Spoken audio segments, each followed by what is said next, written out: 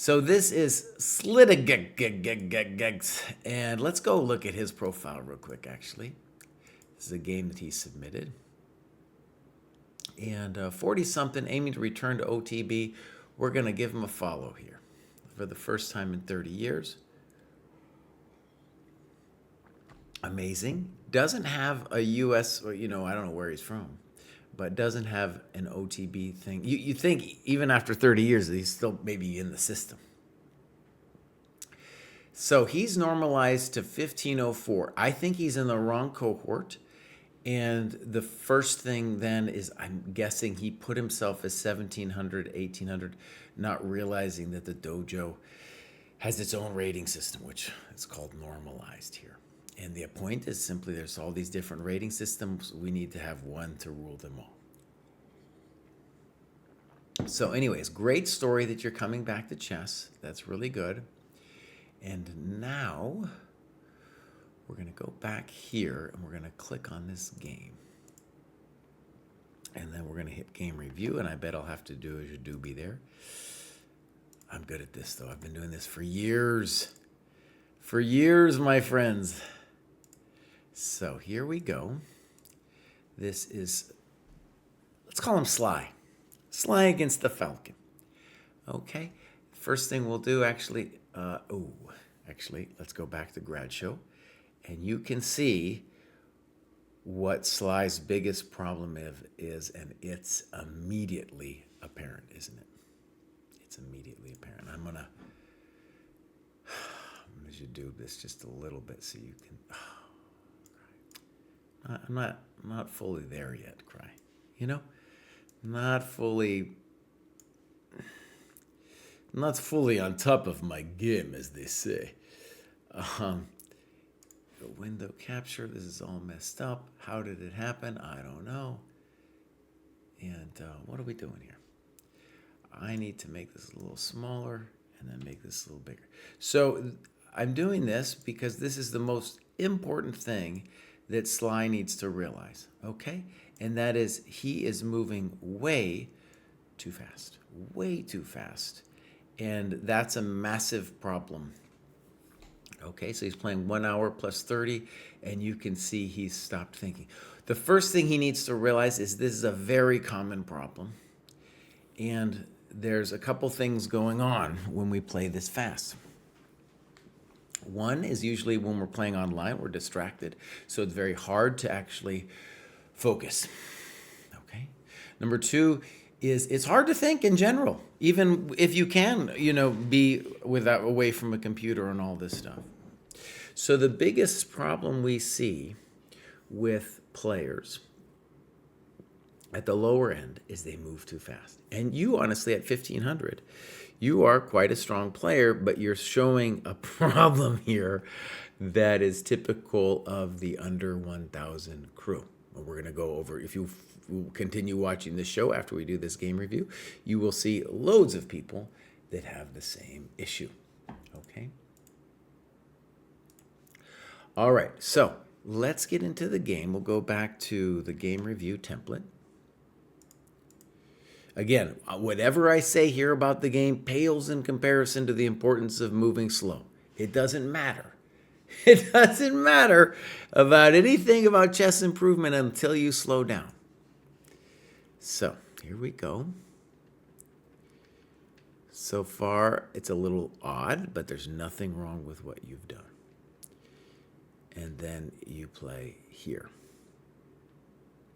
which is a little funky. Knight f6 would make more sense to castle, and it's not clear the bishop really wants to be on e6. All right, your opponent plays knight bd2. Let's call that a little passive. They think, by the way, and knight c3 looks stronger. Knight f6, good.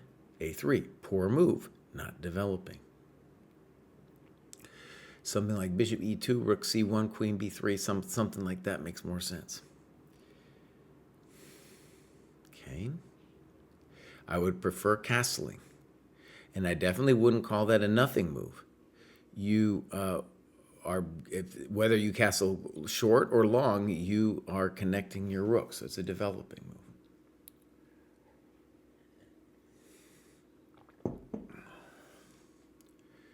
h3, poor move. Knight e4, poor move. People need to develop. So one of the things that I want you to appreciate when you're coming back to chess here is that you want to play principled chess. What's the principled move here? Castles. That's the principled move. And knight e4, you're playing it much too fast. Okay, now there are several questions here. To me, knight takes e4 followed by either knight g5, knight d2 looks very dangerous for black. It looks to me like you're losing a pawn.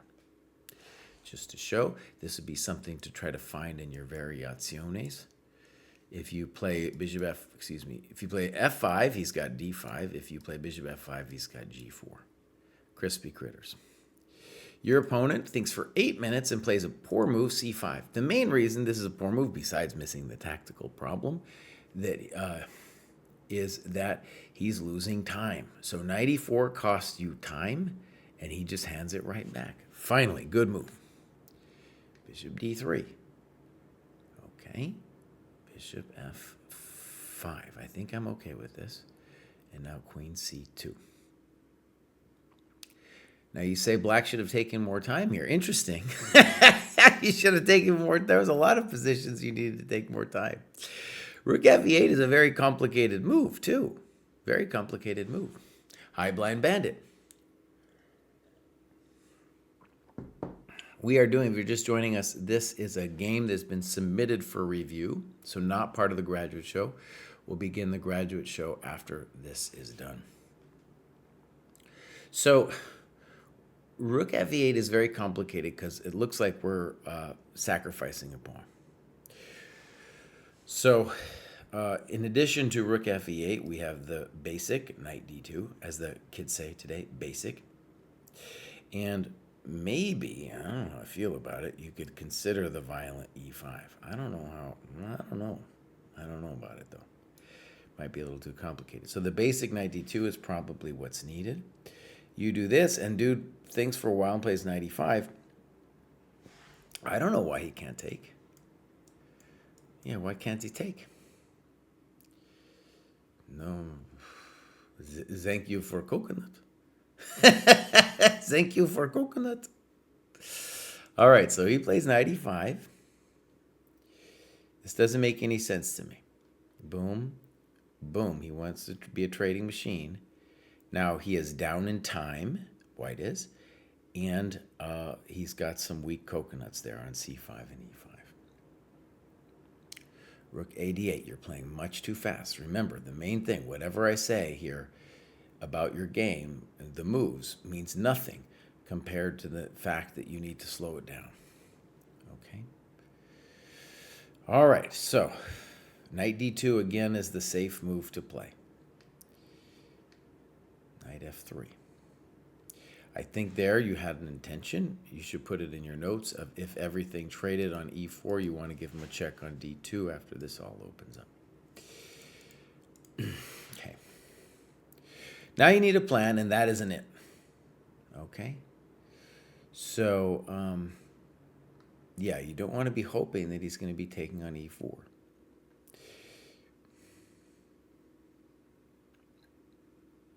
Now, I think it's a very complicated position at this point. Notice these guys are technically developed, but it's not clear exactly what they're doing. If I was you, I'd be most concerned about knight d4 being annoying at some point. So it is true that the position is a little hard to know what to do here. And maybe you're already a little worse.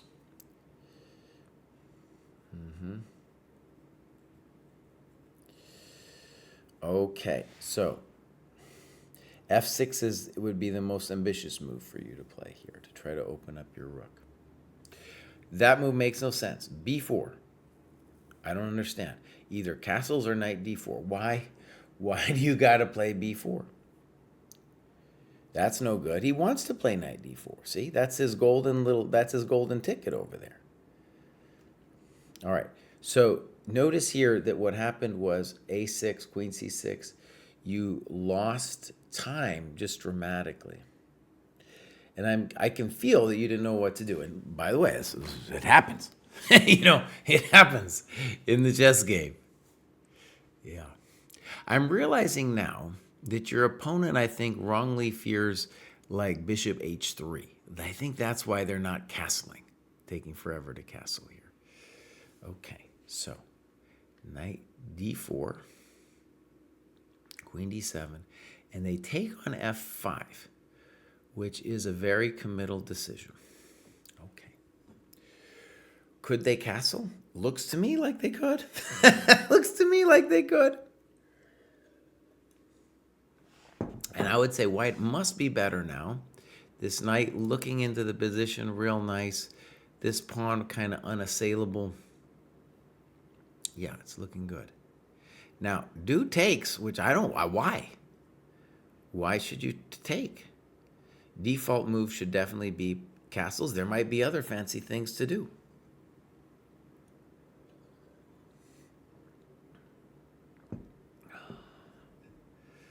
One move that comes to mind is g4, bishop e6, f3.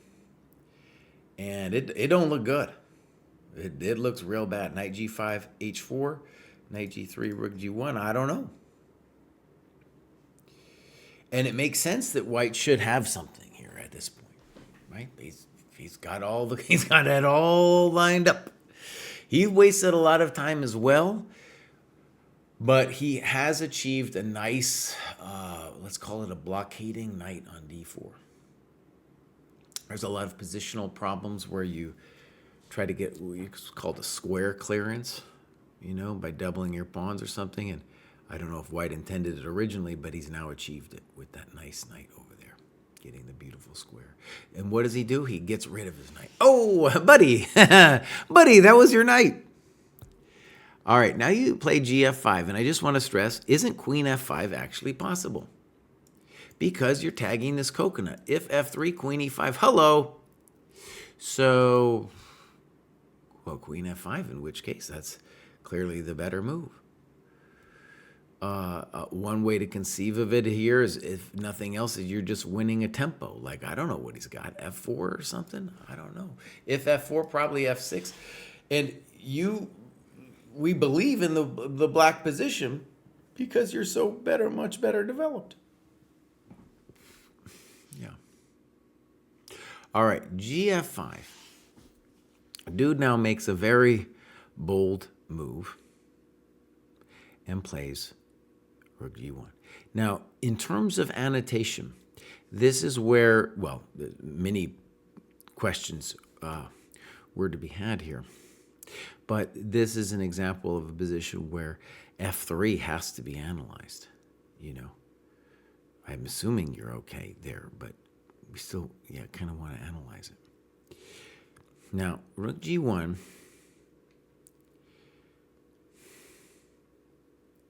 Queen e6. And now, to my mind, f4 is just forced. I don't think, why would he give you that big old queen square? So he gives you this big fat queen. That's a big fatty right there. Now, maybe it's a good example of how you can say that at the beginning of the game, the queen doesn't want to be in the middle of the board. But later, she can attain a position like this where she is just dominant in terms of the brutal amount of squares she controls. So this was poor by white. King h8. Now I think you're probably winning. Rook c1, as if he doesn't care. What do I mean by that? I think he should try to trade queens, probably. Rook b1, queen b2. He can't just be hanging around. You got that queen now. Now you played f6. I don't know if I get it. Rook g8 looks very plausible. Definitely needs some analysis with rook g8.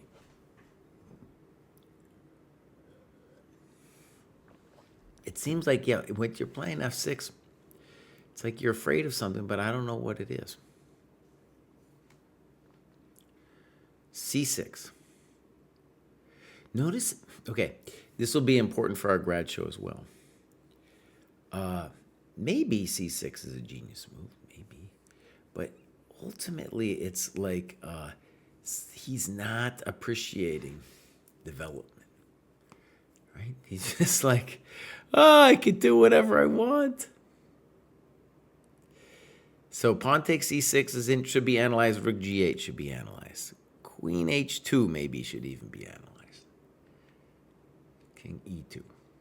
Finally. Now he takes. a4. Okay, well, you take, and now I guess you're winning. Notice a4, again, not feeling the pain of the position.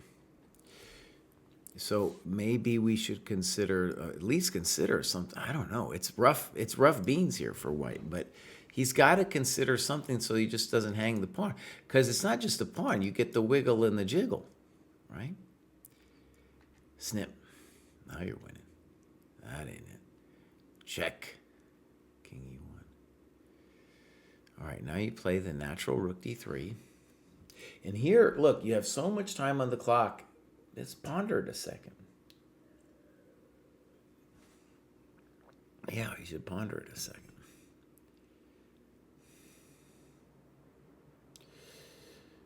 He's not doing anything to you. And, I mean, rook d3 probably doesn't throw anything away, but it does make me a little nervous.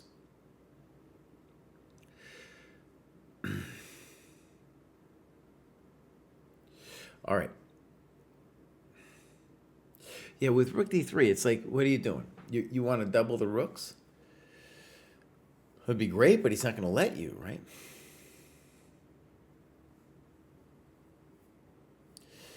Okay, so just my default move, I think, should be takes, because the queen has to leave her man, and it looks pretty grim when she starts doing that. Snip, snop, snook, snark, check to the miserable king, king f7. Rook g3 looks like a blunder, so we would want to analyze other moves by white.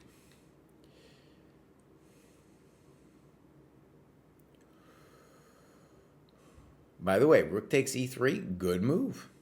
Good move. That shows good tactical skill.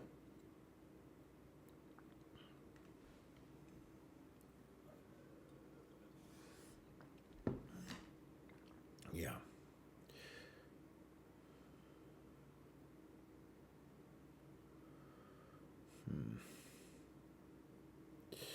Well, it is truly an unpleasant situation for our friend.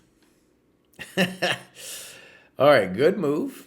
Now you got a winning endgame, and then here you take on h3, and I really dislike this move. Of course, you should take on f2. And the point is, after h3, you're going to have to worry about perpetual checks and blah, blah, blah. Is it winning? Yeah. But queen takes f2, you can play that blind. We got the blind bandit in chat, and he would just play this blind. Yeah, it's over. You trade the queens. You're up multiple pawns here. Now, see, already I'm getting frightened. See, I'm terrified. And now now he does this.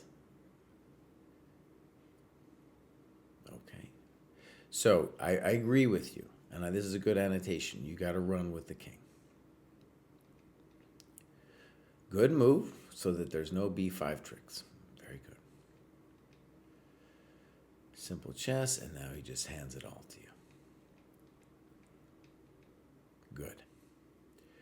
Okay, so I'm going to mark this as reviewed. And the thing I want you to see as you come back to chess is that you're probably nervous in this game, and that's one of the big reasons why you played it so fast, right?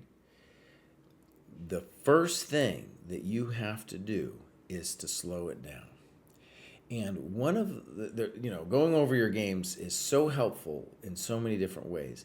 But the simple way you should use this game analysis is to say, oh, even in my analysis, there were loads of questions I didn't ask. And when I was sitting there thinking, I should have been asking those questions, right? Now, I want to say something that pertains to a lot of players at your level. I did a course that Chessable called Mastering Time in Chess. I wanted it to be called, what did I want it called? Time to do what? They didn't like it. But anyways, the point was, I've done this grad show for so many years, and the issue that I see so often at this level is that players don't hang stuff that often, but they do hang tempi. And so both you and your opponent hung multiple tempi in this game, and simple way to think about it, a pawn is worth 3 tempi. So that's a way to translate the material to the time realm. And this guy just tempo, didn't even fuel the issue. Right? Yeah. Okay, so well done. And now we are going to proceed to our graduation show. And again, apologies for me taking forever on that. Forever. Now, it's a big show. Might not finish today. I might not. And here we are. Let's go roaming monk and see what's going on. So this is the roaming monk. He just joined. 50 plus. Beautiful. Let's give him a follow. Does he have games? Maybe. Oh, he does. He's got a game. Played very recently. And this is the time graph. And let's just note, well done. Well done. And I want to say, especially for those players who are under 1,000, I consider it, you should too, an achievement if you are below the green line. Stronger players like Gukesh or somebody, they got problems of being the turtle. So you got the turtle when you're under the green line. But that's not what I'm worried about for you. I just want you to be thinking about stuff here. Now, we got somebody who's got some notes here. You can make notes on friends' games. You can go do postmortems with them, the whole business. All right, here we go. Weird, knight a6. Nobody knows. Nobody knows. What are they doing? They're losing time. Poor. Now, I think here, c3 for me would be another example of where learning and opening hurt you. If you just look at it, what would the right move be? Well, it would be either e3 or maybe knight d2, right? But c3 ain't it.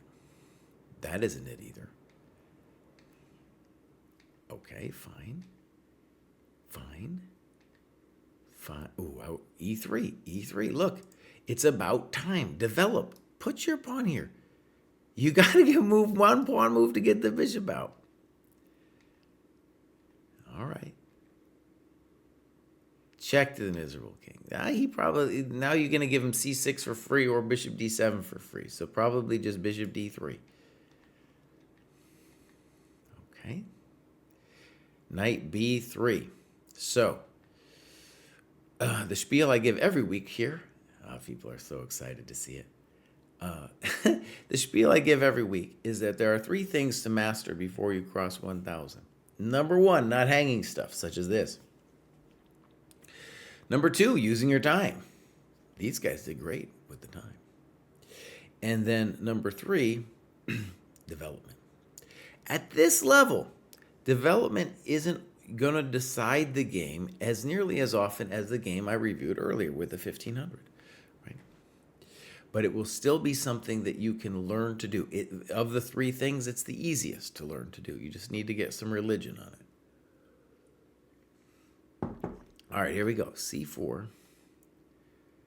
Now notice, really, you're losing a tempo here. Just castle.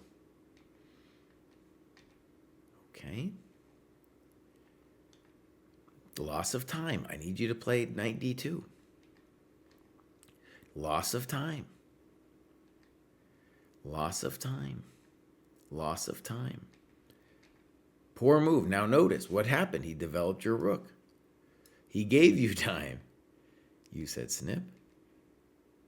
Okay, and now you try this.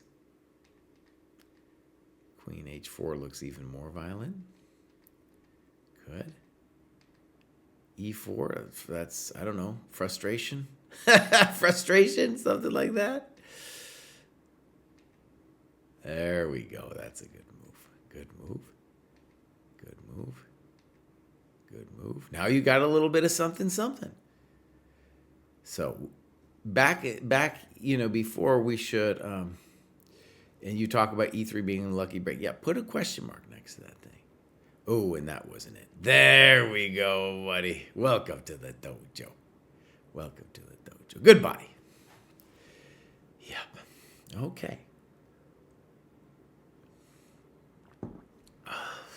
Okay. Blind Bandit doesn't think it's... Sometimes the bishop is nice, but is it more important than tempo? No. All right. There are a couple positions where we can do exceptions, but that is for a later audience. That is for a later audience. We're going to mark this as reviewed. We're going to go back, and we next got Cernica. Cernica joined very recently. Let's give him a little follow here. Clubs? Nothing. Games? Nothing. Well, Cernica, welcome to the dojo. Hopefully you'll get some games soon. Just join. It's understandable. Now, we got a great profile pic here. And his name kind of matches that profile pic. It's called Angry Iceberg. The daily tasks have played a big role in motivating me to be active in my chess education. All right. Life has had a way of getting in the way the last couple months, so I haven't been able to accomplish as many of the tasks as I would have liked. Lining up games and study sessions with other dojo members has been difficult to do with my work schedule and other conflicts, but I'm hoping to find a way around that. The books suggested in the program so far have been enjoyable to go through and have certainly helped my board vision and situational awareness. Okay, beautiful. So, you can see he's gone up there, 317, right? 48. Oh, nice. Nice. Okay, beautiful. And you can see he had, at least when he first joined, he was pretty, well, he had a moment of religion there right at the end of December. Okay. He's not ready to join the 50-plus club yet. He's getting there. All right, so this is Lane. OTB Classical. Well done. Okay. So, times aren't given. It is possible to write down your times. I understand that it probably seems like a chore at this stage in your chess development, but it would help. Maybe we'll even give some points in the game where it'd be useful to know what the time situation was. M. Harju, how can you join the dojo? Very simple. You can go to scoreboard.club, chessdojo.club, and join up. It's that easy. It's that easy. All right. So, fine. Fine. Now, H3, a little bit of a loss of time. Okay. A little fancy. Now, big question. H6. The big question is bishop H4. Maintaining the pin. Black lets you develop the queen. You should say thank you. Good move, development. Poor move, not development. It's not the worst I've seen, but yeah, it's not a developing move. By the way, just a little tactical trick. You could have played bishop H3, winning a pawn because this guy is undefended. Don't like it. I want you to, don't let him move that stinky knight out of there. A3. Move your bishop back. Look how beautiful it is. It's talking to the pawn. Snip. There we go. There we go. Take another one, baby. There we go. Now, so you talk about winning a tempo with b4. I would like you to actually play bishop c5 just because you're still winning after b4. Maybe I shouldn't complain. I'm just worried your bishop's going to get a little stuck out there. Okay. Poor move. Doesn't do anything. Maybe knight g3. Okay, good move. Good move. That's a simple one. That's a simple one. That's a simple one. Goodbye.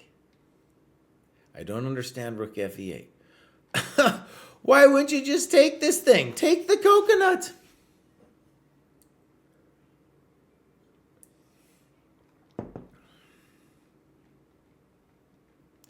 So yeah, you're doing this thing where you're like trying to attack over there. He didn't need to play g4, but really you have everything. You know, you're look at those pawns. You need to be advancing those pawns. I don't know h5. Okay, f6, maybe queen h4 or something. Check. Thank you. This guy's just hanging all his stuff. I don't like g6. G6 scares me. There we go. Okay, so good game. And what we'll see in all these games below 1,000 is people hanging stuff, right? And I thought you did great. You were the taker. You were the taker, not the giver. And there was some weird stuff where like you didn't take the bishop on a2, but in general, you had control of that aspect of the game.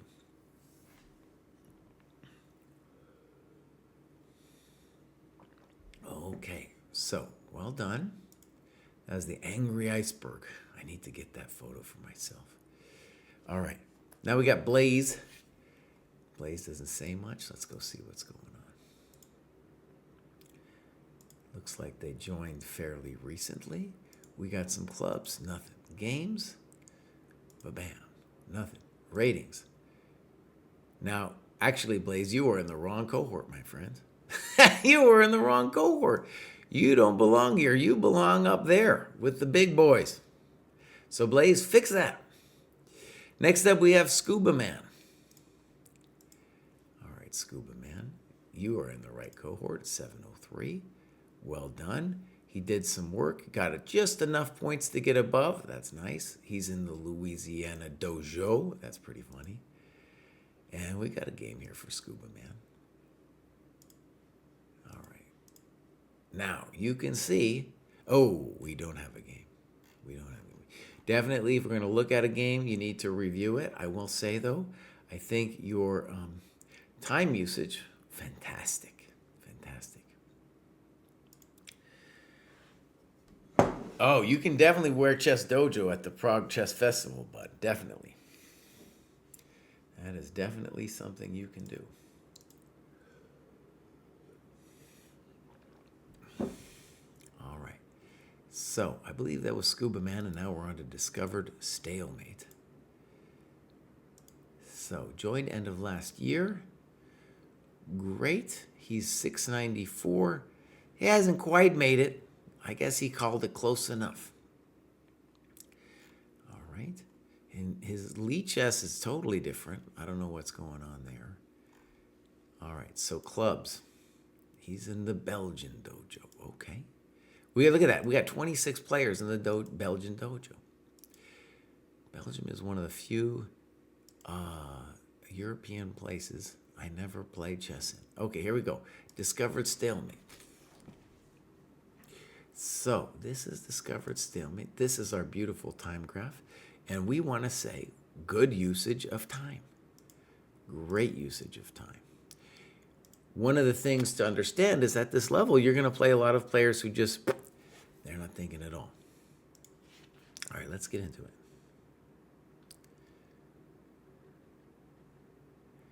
Little weird to play bishop g5, knight c3 feels more natural. He says, check to the miserable king. And then comes at you like this, maybe a reasonable move. You say, all right, I'll gambit a pawn. Now, do you have some compensation? Some. Probably not enough, but you do have some. Now, what's the best square for the queen? He says here. You said here. And notice the bishop c5. I think that was probably the square the queen wanted to go to. So now the queen's a little bit embarrassed. Probably fine, Jesse. Just leave her. Leave the queen alone. Bishop e3. I don't like this move. Maybe knight e2 to g3 or something. Something like that. I don't know. Bishop e3, isn't it, though? Loss of time. And black, knight e5 might be fine, but why not just develop? I don't understand this move. Not developing. Queen d4, okay. Knight c6. I don't know. He's got a choice there. Knight e4, you're going to trade off some stuff. And now, at a GM level, white is winning. At this level, it's not a big deal. I mean, black is winning. At this level, it's not nearly over. Okay. Okay. Queen h6. No. No. e4. And he plays queen f4. Why not check to the miserable king and takes on e4? I don't know. That's a fancy move that I'm sure I don't understand.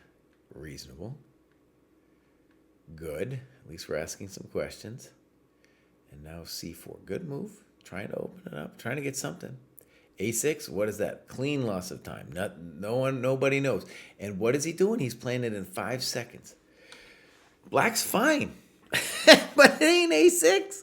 You know, it ain't a6, my friends. Maybe a5. Maybe d8. Okay, now we have ourselves an interesting situation. Now, black should probably play queen takes d5 with the intenzione of c5 and opening up this little line. But okay. I'm not sure I get it. Maybe queen c2 intending knight f5. I don't like it. Now, why? It's not, you're not doing anything. You're not doing anything. c5. Looks like a mistake. Boom, boom, boom. And now, actually, at the beginning, we were talking about this knight and how glorious it is, and that's a glorious knight right there. Now, a5 is definitely, I don't know. I don't know what it's about. This is a big moment for the analysis here. I think rook c7 is a real question. We could analyze e6 after that, but the main thing is this is black's momentito to try to get his pawn back while you are discoordinated. And a5 doesn't do anything. Oh, and hangs that baby. That wasn't it. Now we're toast. Oh, e6, nice move. Very nice move. Bishop f1, e7. Yeah, buddy, that's the dojo way right there. And I left the time graph up there because I'm like, dude, if that guy black had moved a little slower, no, maybe it wouldn't have been so bad, right? Might not have been so terrible. Might not have been nearly so terrible. All right, I just got to keep an eye on something that's on my stove here. There we go. Okay, so well done. Good annotations. And now we got Jarko's back. Starting getting more disciplined about tracking my study time and realized I was putting in less sweat work, like the Polgars, than I thought. Correcting that over the past few weeks has made a huge difference. Starting to feel more comfortable calculating lines in games, which is really fun. For the Twitch game review, can you please review my game against Obi-Wan Kenobi? I will do that, Jarkos. Congratulations, by the way. You're really flying up there. 865. That's some dojo work here. I don't know why I'm not following him. He is graduating all the time, and it look at that. That's just a nice diet of work that he's done and rewarded with 300 points. How do you submit games there? Very simple. You just go games, analysis board, and then if you have a PGN, if it's an online game, you can do it here. You can do it from a starting position. You can set a custom position if you want. Easy peasy, a lemon squeezy. All right, we got some games from Jarkos here, and he said something about Obi-Wan Kenobi. Let's go over there. All right, so first we got times. We do. Oh, and your opponent was truly moving way too fast. Let's keep the times up to see it. Okay, fun indeed, fun. And then right, this is not, or at the bare minimum, this is real dangerous. Check to the miserable king, good. Check, check, boom, boom, boom.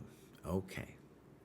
And here comes my first thing. Your first think is not long enough. This This is a hard position to know exactamundo what to do.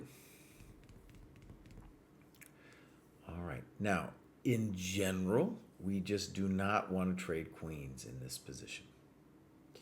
As in no way Jose, because his king is permanently on the run. The second you trade the queens, the king's fine. So his main problem just gets completely solved, right? Completely solved. So queen anywhere, honestly. Queen c2 is the first move that comes to my mind. All right, so bishop g5. And notice, good annotations, but yes, queen somewhere. I like queen c2. Notice that on knight b4, which is maybe what you're afraid of, after queen a4, the dude just has to go back. Get out of here. Get out of here. Even if he didn't have to go back, though, we still don't want to trade queens. All right, so here we go. Bishop g5. Okay. Okay. King f7 might be more natural. e5, not a developing move. Now he plays d5. Knight e7 is the first move that comes to mind. Good. Weird. Why not knight ge7? Okay.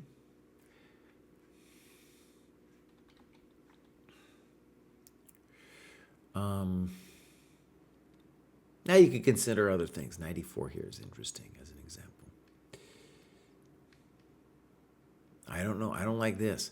Why are we trading off? We're just helping the king now. Actually, just notice there's twice the guy has put his king in a dangerous situation, and you've kind of fixed it. c6, okay. Takes. Now notice, what's his problem? Dude's got to develop his pieces. He ain't that good at developing his pieces. First of all, it was this thing. Yeah. All right, that's my little alarm. I have to go make sure the house doesn't burn down here after this game. So, knight f5, good move. At least he's getting his coconuts out. Okay. And now he's golden. b6, he just can't help himself. Develop your rooks, buddy.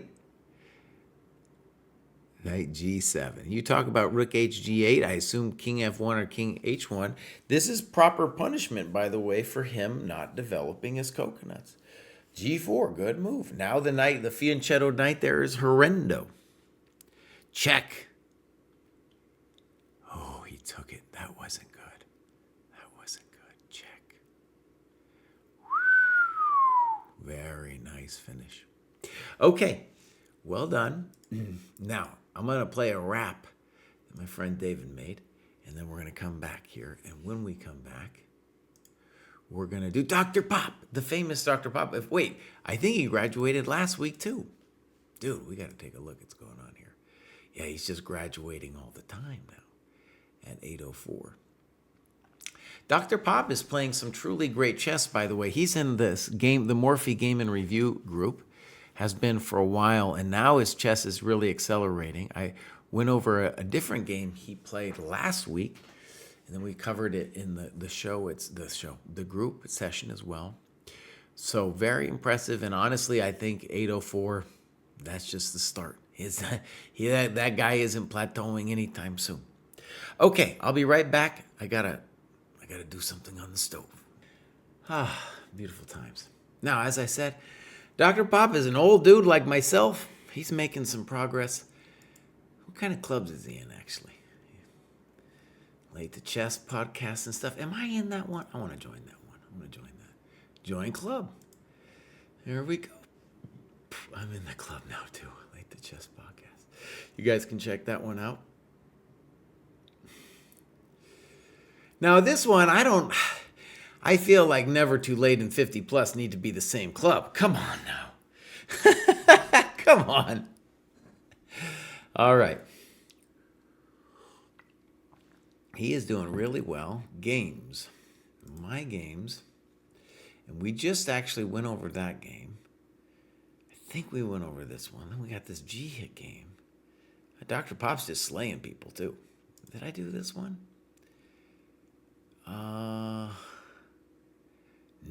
I don't think so. So I think they, no, this looks good. Do we got a time graph? We do. Now, one of the things here, so G hit is in our group as well.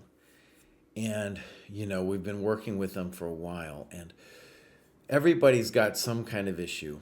G hit's issue is that he moves way too fast. That's his thing, right? Just way too fast. All right, so let's keep that time graph up for a second.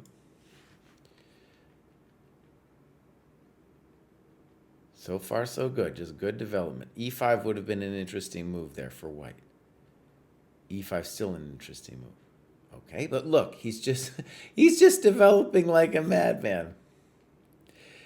Now, sometimes it happens that people lose their way when they've kind of developed all of their normal pieces. And this one, it isn't easy to know exactly what to do. Bishop G4 might seem kind of annoying as an example. So you might even see me make the chump face move H3. Oh, Kraai, I hope you never do it. You could also play Queen D2. Now, this is a standard, let's call it beginner mistake, knight G5, because this is not a good exchange for white. And in addition, black could have just played E6 to stop it cold. G hit plays H6. By the way, good thinking there. You do it this way, which is a little weird to me. And now I would say black is better. But it's still a scary business. Now, F4, notice this knight must come back. It can't be hanging out over there. No, no, no. So King G8, and now I think, well, the move that would scare me for black in any case is F5, undermining the knight's protection over here. Queen F3, nice move. And now black's doing fine. And B6 was played, not a good move. Why? Not a developing move. What's the right move? Knight F6. Now I'm going to guess that G hit didn't play this move because he was worried here he was going to lose a pawn, but nota bene, ow, ay, chihuahua. And it really hurts. So B6, loss of time. Good thought. Now notice this would have been so much stronger if we had played it earlier. Okay, fun. Now maybe G4 there. This is allowing him to open the position. I don't know about knight D5. I like just, take it, open it up. So this lets black get rid of that piece. And now G4, whack. Maybe G3 afterwards. King G7, fine. G4. And now just a full blunder here with knight G3. Now the annotations really need help. Because what are we talking about, knight G3? You could just play knight F4. And yeah, maybe not the happiest day of your life, but, you're still in the party. Yeah, you're still in the party. Now you're just done. And then here you miss a chance. You should at least take here because on rook takes, there's bishop D4. Oh. And G hit is just playing now as if it's all decided, but it's really just like a mental flailing here because white's got everything now. Now Queen H3, I don't know why we wouldn't take that pawn with check. That wasn't it. Yeah, but now it's going to be mate. Okay. So, Dr. Pop has definitely improved. And One thing we just want to say is notice that Dr. Pop Pop really didn't drop anything. He controlled it, he developed, maybe he could make some improvements, but he controlled the game, and then Black was the one to lose his mind. That approach will take him to 1,000. Okay, that will take him to 1,000. After 1,000, we're going to need other things, okay, to develop the game in other aspects. But right now, it's definitely working, right? And one of the things I'm trying to preach to the under 1,000s, both in that group and in this show, is it's the 3 fundamentals. And you can see even G-Hit knows that he should be using more time. He knows this. It's not something you just instantly do, right? Especially if that's your weakness. And that's what we can call impulsive thinking. And arguably, this is a skill that if he mastered in chess might have huge benefits for other parts of his life too. That's speculation. But in any case, he needs to fix it here with the clock. And like I said, we're going to see other people on this graduation show. They will have the same problem. And if you don't have that problem and you're under 1,000, it's very important to understand that you will play against many players who have this problem. Okay, good stuff. Let's move on. Next up, we got Smitty. He says, I regret that soon after joining, life got busy and I wasn't able to train regularly. The work I did put in began to change how I saw the board and gave me a few new ideas.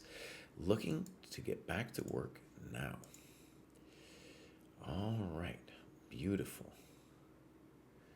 Oh, we got another old guy like myself. All right, so he's doing a little work. Hit the graduation button. We're hoping for a more consistent schedule here. 8:15, beautiful. Clubs, games. Do we got something? We do, and they're OTB, beautiful stuff. Ba-bam. We don't have a clock time? I understand. So, this is 9 minutes plus 5-second delay. Timeout. I can't do that. Let me just go back. Let's see if the other one is the same. No, it doesn't have any time control at all. All right, I'm going to go over this game, but it's very importante for me to say, in general, at this level, especially if you pass 800, it needs to be something like 30-30 or 45 plus 30. Okay, here we go. Good developing move so far. Notice that white lost the tempo because they made this extraneous pawn move. Wouldn't have been extraneous if they had moved their bishop out this way. A3, loss of time. A6, loss of time. B5, loss of time. E5, interesting. Loss of time. Poor move. Now we are losing this coconut, and the knight, which is on the rim, is going to get the job. So if you just move back, you're just in full charge of the game. Now we're in trouble. Good move. Now I think you could probably play bishop b7 to win some stuff. Now you do it good.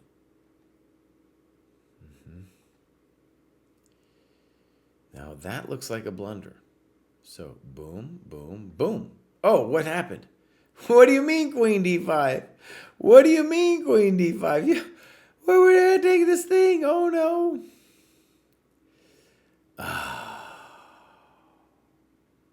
Well, that was sad. That was sad. All right, so we're going to mark that as reviewed. I don't understand the end. But we got to at least get some explanation on the queen d5. All right, my friends, let's move on. We got the tired runner. Oh, I remember him from last week. He says, rating is done with provisional status, so feel better about graduating. Feeling the improvement from consistent practice and analysis. Right, beautiful. I remember this guy. Yep, graduated last week. Is he in the running club? I don't know if we have a running club. So, actually, wait, I want to look at his rating here. So, 1125. No, tired runner. But you're in the wrong cohort, man. You're way up there, bro. Yeah, so graduate to 1100 now. You're way up there. You're a mean, mean man. Okay, so let's move on. Next up, we got Z.S. Morrison. I'm going to give this guy a follow. Joined in May of last year, but only now has making some moves here. Now 923. Club, South Carolina. Okay, this looks great. And we don't got no games. Normally I don't want to look too much at the rapid games. Well, Z.S. Morrison. We need some games about. Really good, though, to see that probably after joining the dojo, right, in May, you can see you did some work here, that maybe you left it for a little bit and now come back to be a little bit more serious. And then the hard step to make for anybody is to analyze that first game. Once you analyze that first game, things will be a little easier. Okay, that's Z. Morrison. Next up, we have Harry Otter.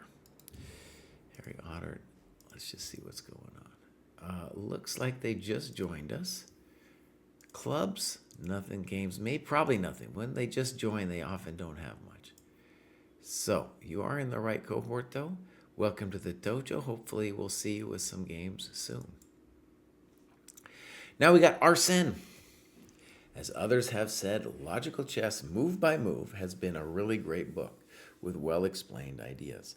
Another great aspect is the incorporated tactics inside the dojo. Fourth graduation, let's go for more. Dang. Arsene, take it easy, bud. Take it easy.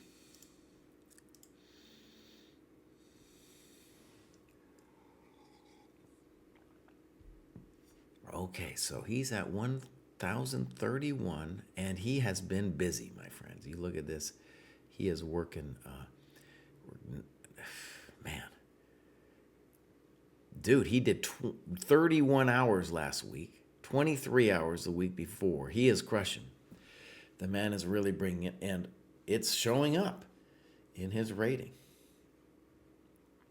Okay, from Medellin. Great. Okay. Games. Now, Arsene, if you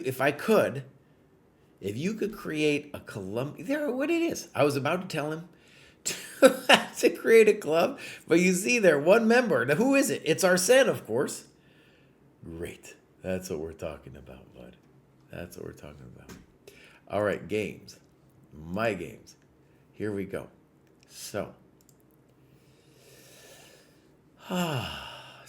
winter 2026, number 14. All right. There's our time graph. Beautiful. Now, what I want to stress is even though he got a low rating, I'm totally happy with that. I'm not concerned with it, right? If he was above the line and had a rating of 225, that would be another matter entirely. Okay, so here we go. Fine. So far, so good. Okay, this is a small mistake because even though it seems like a good thing to develop the queen, since we can't harass her, she's pretty cool on that square. I don't like this because you've created a hole here. Queen e3. Let's get that time up again. Fine. Fine. Ooh. Now e5 would be really a pain in la butt, as they say. e5 would be a pain.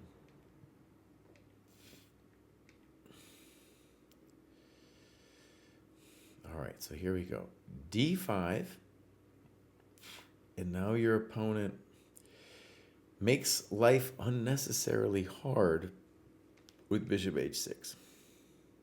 This was clearly their intention when they played queen g3, but now they've got an issue because there's multiple pieces hanging over here. So you take first, good. Then we take another one. Thank you very much. So, good move. And I like your note here with queen h6. All right, now,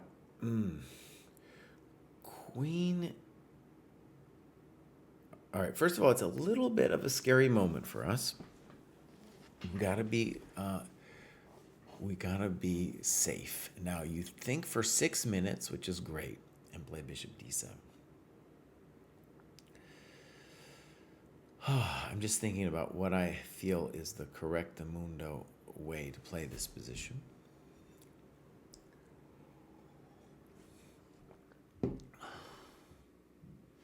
I guess that should be our first candidate move. Now, it's a scary move to make because he's got this, but we got that. And there's no knight c7 because I got this.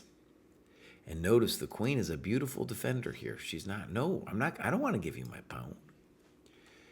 All right, so bishop d7, and white plays knight d5, which I'm not thrilled with for white,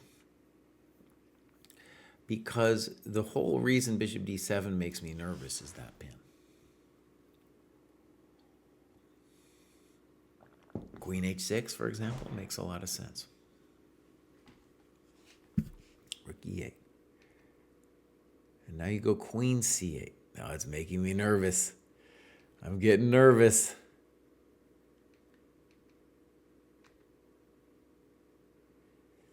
Now, what should he have done? He should have played queen takes h6 here, keeping the tension, no bishop f8 because of knight f6. Okay. And then you got him. All right, well done. Yeah, well done. So you see, Arsene, he's got a pretty good game put together there. Yeah. Now, if we just go back a second here to Arsene. So he is up to past 1,000. He's doing the right things. Look, logical chess, move by move. Yeah, I think at some point he's going to hit a wall of some kind. But you saw with that game, he's thinking and he's going for it. So this will be a real interesting person to follow here. Thank you, Blunder Miss Prime. So here we go. Open link over here. This is Azazel. I'm following Azazel, and you can see, look at this work. Dang! Azazel's been bringing it. Also with the 3 graduations here. Whew. He stopped studying openings, and it just went, you know, openings. He go and instead did tactics, which is the green, and orange, which is playing and annotating. And you can see what happened. You can see it right there. So 1009, very big graduation. Clubs, oh, he's in all kinds of clubs. I guess one of the reasons I click clubs is just if somebody doesn't say anything about themselves, I want to give a sense. I want to get a sense of what they're on about, you know. Loads of games from Azazel. Let's go this one. And, oh, beautiful time from both players. Beautiful. Okay, so this is Azazel here.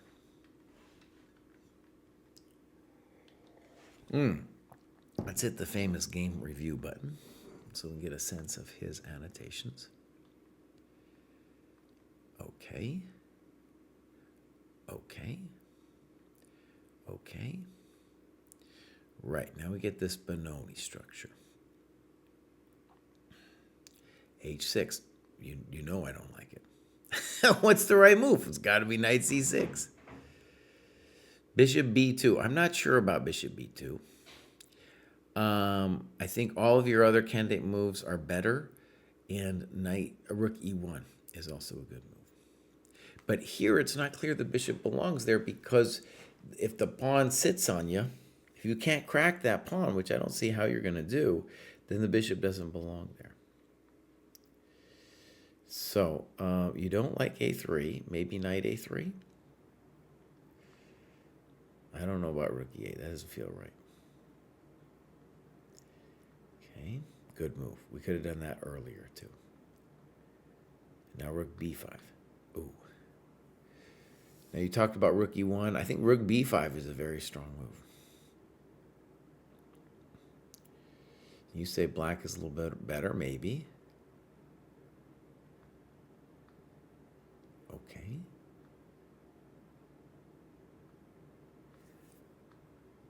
Nice. Well, I said nice. Maybe I was the interruptus. Maybe I was the interruptus. Now, by the way, even if we do hang this with bishop g4, what I want to stress is that even if you lose a coconut here or an exchange, the fact that you improved your poor bishop on d4 might be worth it. So boom, boom, and now you play rook e3. But yeah, bishop c3, I don't know. I feel it's a very dynamic game after that because your light square bishop will be so strong. So yeah, that's a clear blunder. And now I guess we're just lost.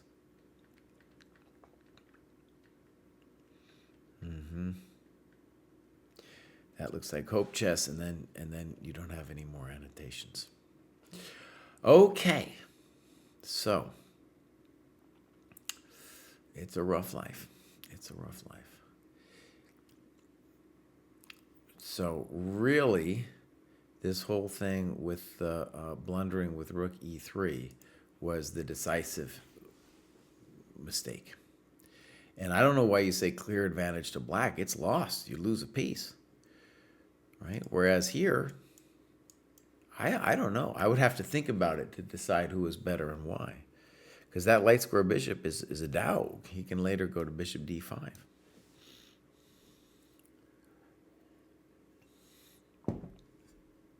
All right, well done. And now we got ABT. Learning about Tempe helped gain in ELO. Simple chess. There we go.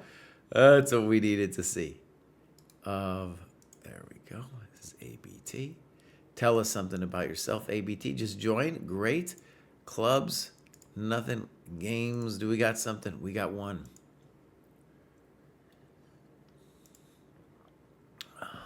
And we have the problem, the very typical problem of you moving too fast.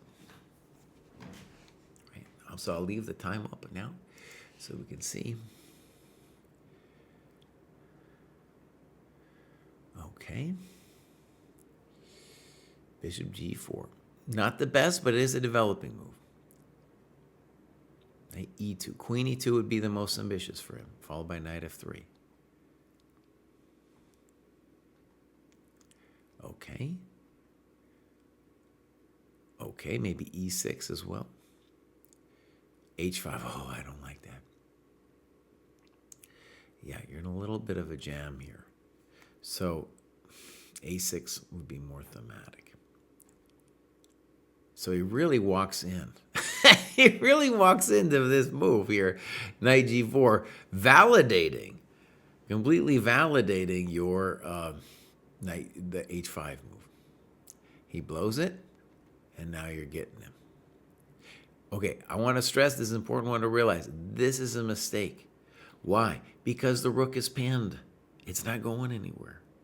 So you should do something else. e6 comes to mind. Knight f6 comes to mind.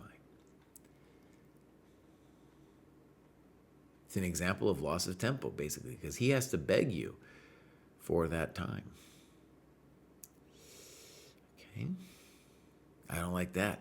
I'm really concerned that he's going to come in and talk to me over here. So maybe king h7. Queen h6 was definitely the move. Now I'm scared. Oh, God, I'm scared. Oh, God. Check the miserable king.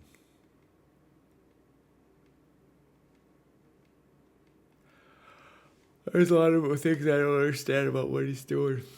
Oh, and he's just blundering it. Check. No, not a check. Oh, God. Oh. All right, look. Here's the most important thing for your chess improvement. We got to, well, let's say this position here. Knight e3, rook e3, bishop d4. You're completely winning. You have loads of time. You have 46 minutes on the clock. You've got more time than you began with. And from here, you need to find better moves. And taking the exchange, taking on e3 before you have to, never take a pinned piece, as they say, is a good example of that. Okay. So right there, you have a path to massive improvement. Okay. Beautiful. That was ABT. Now we have Jorge. Jorge says, I'm very proud of this graduation. For over a year, my rating had plateaued at just 2 points under the graduation threshold. For a while, I was quite discouraged and even avoided playing longer games out of fear of hurting my rating. This led to playing a lot of blunder games in shorter formats that were both unsatisfying and not educational. I credit breaking through both my funk and my rating plateau to a chess streamer recommending Silman's How to Reassess Your Chess. In hindsight, I had been strong enough at tactics and checkmates for my level. I can generally survive openings and convert winning endgames, but in the middle game, when there wasn't an obvious tactics, I was struggling to play coherent chess. Silman's insight is that even a completely tied game will have imbalances, that imbalances can build over time to create a lasting advantage, and that the landscape of imbalances itself will suggest the strategy that the board wants you to play. I've barely started the first few chapters of the book and its exercises, but just having this mental model has helped me play much more confidently and coherently in what would otherwise feel like tied, grindy middle games. And I'm finding I can build on imbalances to create lasting advantages against opponents that are otherwise close to my strength at raw tactics. I still feel like a beginner at understanding positional chess, but I at least feel like I'm starting to see positional concepts that I was previously blind to. Okay. So, let's say that the book, How to Reassess Your Chess, is a great book. It is, though, meant for a higher cohort.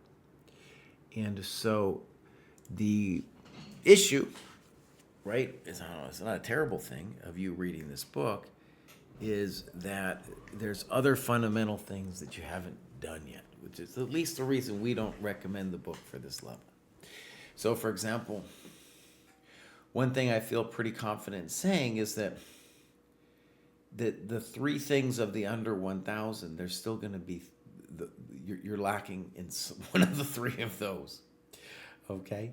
I do think, though, that what you're describing is a beautiful thing where you got turned on to the depth of positional chess, and that in itself is just such a beautiful thing that, it keeps people going. And I think in a lot of ways it's the reward of finally not hanging your stuff and you get out of 1,000 that you start then thinking in more positional terms, right?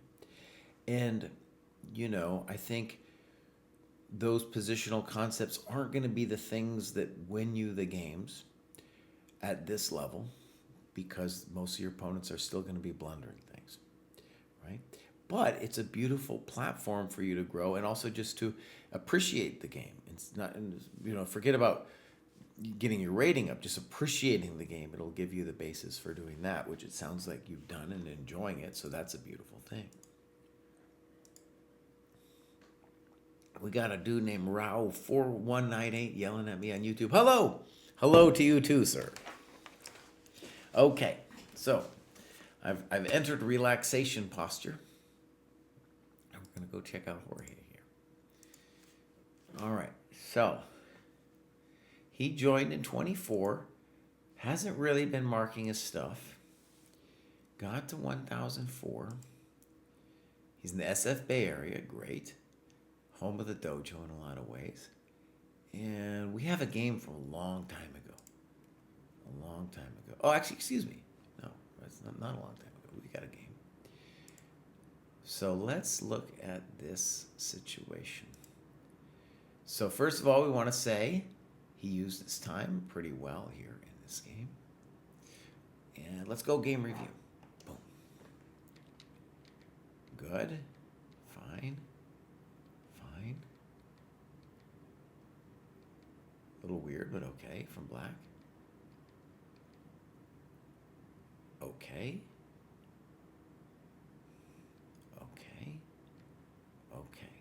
Good. Good moves, by the way. You haven't played anything, especially positionally, where I would be upset with you.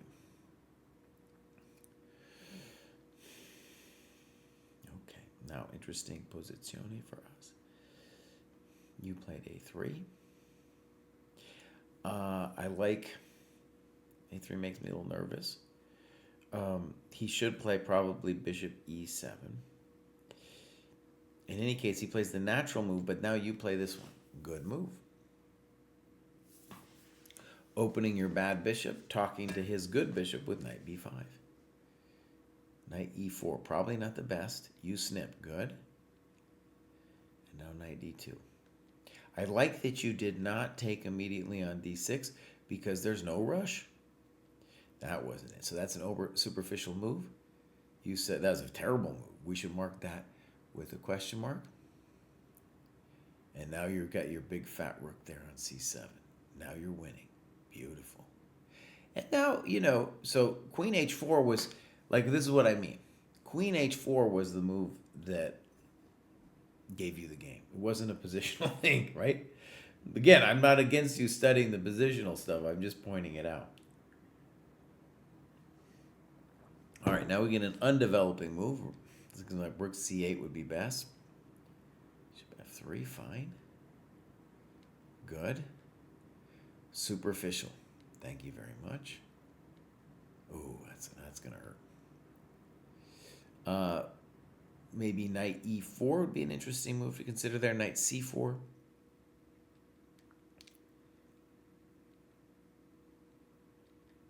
You're playing good chess. You are playing good chess, my friend. That move scares me, G3. Okay, so here's actually an example of where the milk can go bad. And this is what I mean. This is just a tactical slip, right? It's a bummer, too. You played such a nice game. So this is, okay, so to put a point on it, or whatever you want to call it, this is where it goes bad. Now, we need to think of other ways to deal with our problem, especially in the annotation. So, like rook c6 is a nice looking option as an example, right? We'll talk about that. You could play bishop b7 as another example. You got plenty of moves to consider, and that's what we want to do in the annotation. Oh, now we're just toast, I think. Yeah. Jorge, I can also say to you that at this level, you should not be playing 30-minute straight up, right? You should be playing a good 30-30 at least. All right, let's go back.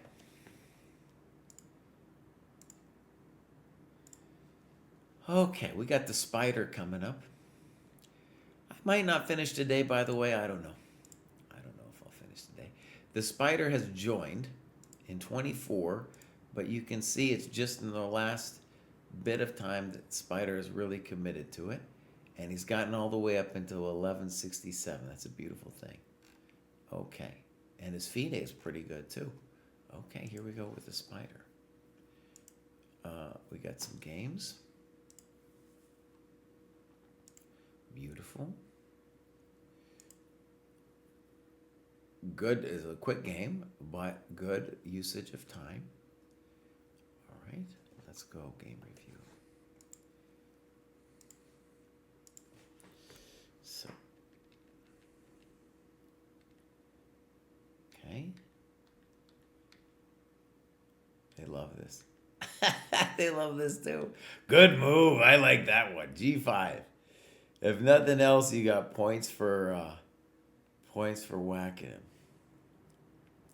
Basically, back in the day, people would have never done this, but kind of with the advance of modern chess and computers, we've discovered that if white plays h3, or either side plays h3, this g5 thing can be a real attacking problem.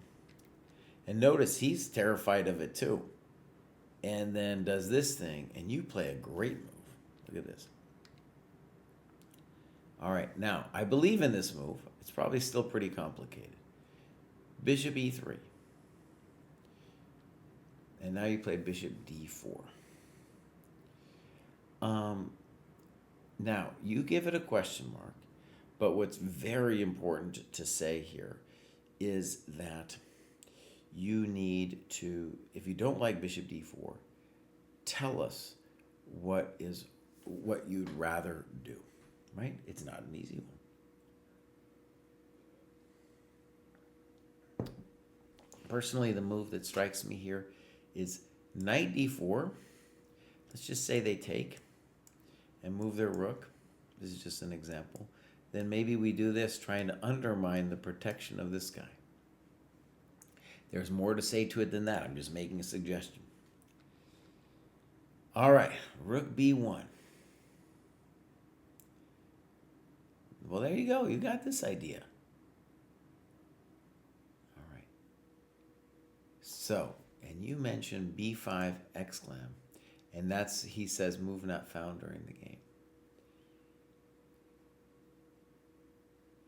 Bishop a1.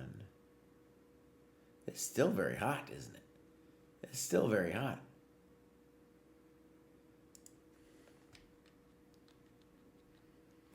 Materials are now equal, but his king is still open, and I still have pressure.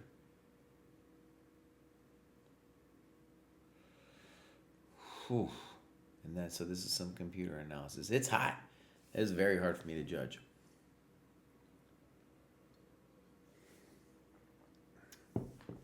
Okay. So, that was a great game, dude. This bishop d4, there's a lot to recommend it, bud. There's a lot to recommend this bishop d4 thing. Okay, so it's even hard for me, actually, in hindsight, to criticize it too much. It looks, from a human point of view, it's looking pretty strong. So great game, by the way. And knight g4, that's real chess right there. That's real chess. Okay. Next up, we have c takes b4, 5-1. C takes b4, 5-1. All right. This is c takes b4. You can see he's very active. Since November, he's on to it. Beautiful. Clubs, nothing. Games. We got loads of games here. This is played very recently. Do we got times? We do. Look at that. Very nice time graph. And also very correct time control. That's the one you need to be doing. 90 plus 30. So it looks like a random game, but I don't know. Usually when it's this long, it's part of some kind of event.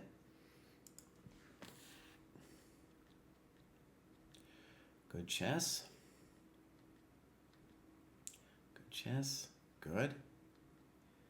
Good. Good, good. Bishop g4. Okay.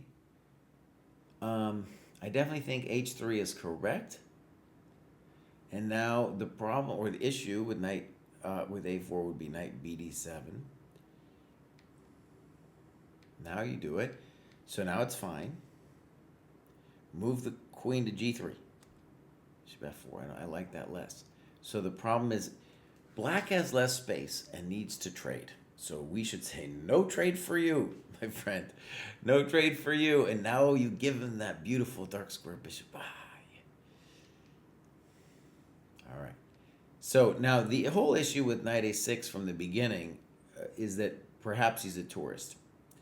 And so what you should definitely play now is bishop b1 because the knight will remain a tourist. He's not going anywhere. This move here allows him to trade the coconut off. Oh no.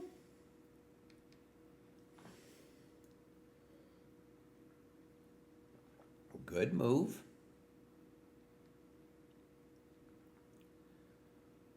Okay, I'm not sure why. Queen d2.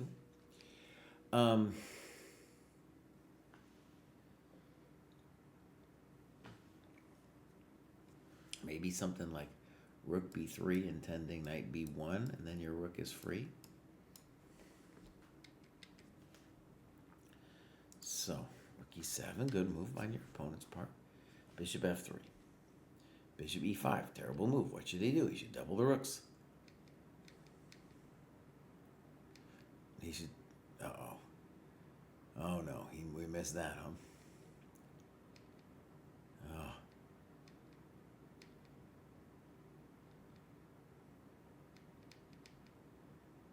Huh, the milk has gone bad.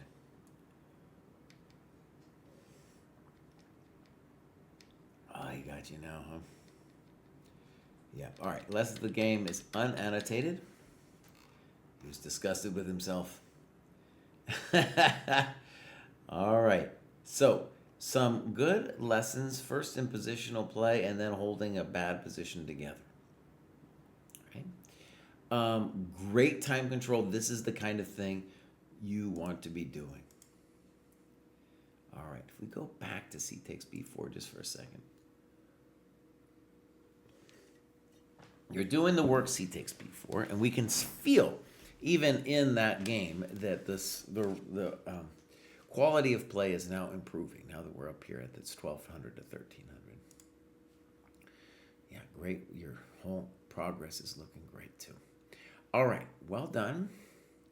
And now we're going to go on to Kananchi? I don't know. I do remember the name. And now you see, 37 years old, aus Deutschland. Give him a follow, Jesse. Long hiatus after the birth of his beautiful son. Now he's got some wiggle room. Great. All right. Now, it says 708. That's a lot. That's a lot of improvement. But okay, we're going to take it. That's a lot. So 1458. You're in the wrong cohort, Kavutskiy. Look at that. Wrong cohort, bud. So I'm happy to look at your games, but let's get in the right cohort first. All right, next up we got Socratic chess. And we're going to give Socratic chess a follow. He's at 1350. And he's done a little work. We got several new people here to the dojo. This is great.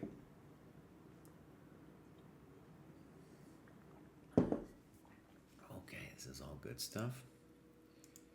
And solitaire Socratic chess doesn't tell us much. Has he got any games or anything? No. Welcome to the dojo, Socratic. Give us some games. Give us some work. Now we got Personic. Personic will give a little follow. 1308. Lovely. He went through a spat in the summer of recording his stuff, and now it's kind of a little falling off the train here. But he did make 1308. He's in Utah. Okay. How many people we got in Utah? 2 members. Nice. There is. I got some Utah chess connections. All right. These games are ancient. Supersonic. Get us some new games, bruv. Get us some new games. Say hi to the people there in Utah. Now we got Ross. Ross says, I joined the dojo after a 4-year vacation from serious chess, and then I played 2 OTB in October and November before taking a Christmas break. I like how the dojo provides a scope and sequence for what I should master at each level. It was specifically helpful for me to see that some of the books I want to tackle should stay on my bookshelf a while longer until I get stronger. Yes, indeed. I believe it would be even more beneficial to me if the dojo could be more specific about scope and sequence for opening knowledge that I should master at each level, not just tell me to spend a fixed number of hours on various opening activities regardless of how good or bad my openings are. I believe that having a better sense of where I stand with my openings and knowing exactly what should be mastered at each level for openings would give me more confidence in how my study time is allocated. And we're going to look at Bruce Lukowski. Okay, Ross, great feedback.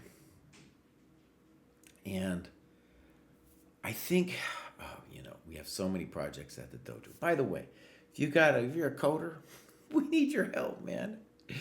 Because Jack, he's doing a lot of cool stuff, but it's like our to-do list is so large. Anyways, long story. We definitely have loads of ideas for openings. And the biggest one is we need this openings trainer. We're also going to do openings courses. And I think for right now, what we do have that is at least a little bit helpful, though this is definitely going to be built out in the future, is we have openings courses that are built for people of your level. So for example, if you go to Chessable, they're usually too involved, these courses. There's just too much work, and too much memorization of random things. And what you really need, Ross, right, is an understanding of how to play just a few positions that you're going to get, right, to get a feel for them. Okay, here we go. This is Ross. And I'm going to give Ross a follow here. All right. Living the dream in San Antonio. Okay, this is great, dude. Tournament director, honeybees, chickens, saltwater aquariums. Wow. Okay. And Ross is very active here since September and really hitting it. You can see that was the break he was talking about. But he's doing the work, dude. Oh, man, he's doing the work. Yeah. I need this. We need all this man's work ethic. This is what we're talking about. Okay. And it says he's gone up 8 only in USCF. That's hard for me to believe. But in any case, maybe it's just one tournament. That 8 points was enough to push him over 1400 USCF. I think this is really cool. My dream for Ross would be at this rate of work for him to make 1500. Maybe that could be a 2026 goal, is 1500 for Ross there. Clubs. Do we got a San Antonio club? There it is, 2 members. Nice. 50 plus, I'm in that one too. Ross, maybe I'll see you at one of these old-timer tournaments here. All right, I believe he said Lukowski. So that's where we'll go. Do we got a time thing? We do. Beautiful. Beautiful. Look at that. Really well done. So, second tournament after returning. Great. All right. When you're old, you're going to start talking about Medicare. That's what we're going to start talking about. Okay, I'm there with you, bud. I'm ready to start talking about Medicare. I don't understand it. Someone can explain it to me. You know, that would help me out. Let's leave the time one up. So, Ross, you're already playing a pretty fancy opening, bud. By the way, David is actually, we're talking about openings. This is a great time for me to make a spiel. David has done a course at the dojo on the Najdorf, not for super fancy people, right? For the rest of us. And he's leading a course. So if you go to our, that's a good question, where to go actually. We just say we've started this thing in January 1st where we have both the game and profile review. We have the lectures classes, and that's what he's doing. But you know what? It's funny. If I go over here, like there's this live classes. I'm already in it. So you can kind of see these are recordings that we got. But like one of the things that we don't have that's muy importante is we don't have like a simple spot. There's maybe here. No, that's not even it. See, we don't have a simple spot where it is. Like here. There's nothing here. Oh my God. There's nothing here where I can just point you to where to go. That's embarrassing. That's embarrassing. But I will say, I'll put it in the chat. Let's go back here. So this is the Pruess game, but I'm going to put it in the chat. That if you go to ChessDojo.club/prices, I believe that's where you're going to get the different tiers. That's an example too of Jack just being too busy. He's got too many things going on. We need some coding help. but I'm going to put this on our to-do list. No place to direct people interested in classes. So Sweet Blues asks, is the course if I want to learn the Najdorf from the white perspective?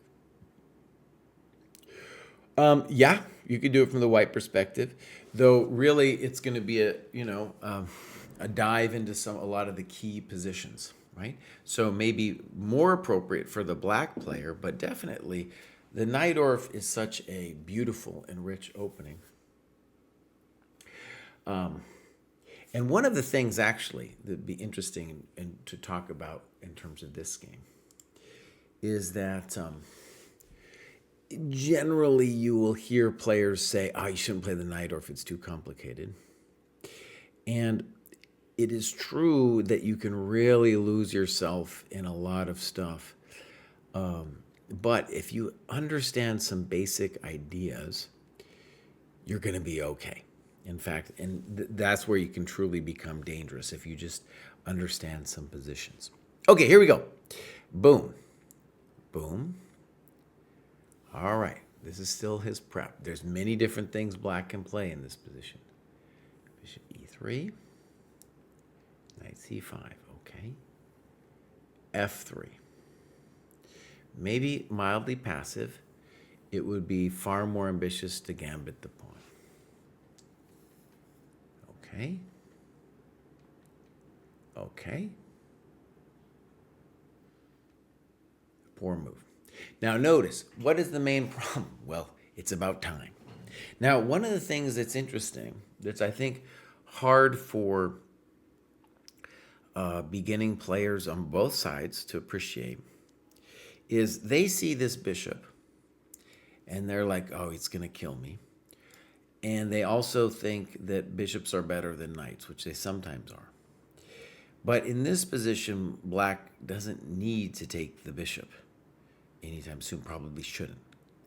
This is by far the better bishop for white. So there's loads of Sicilian positions where taking the bishop is, it's just generally the wrong decision.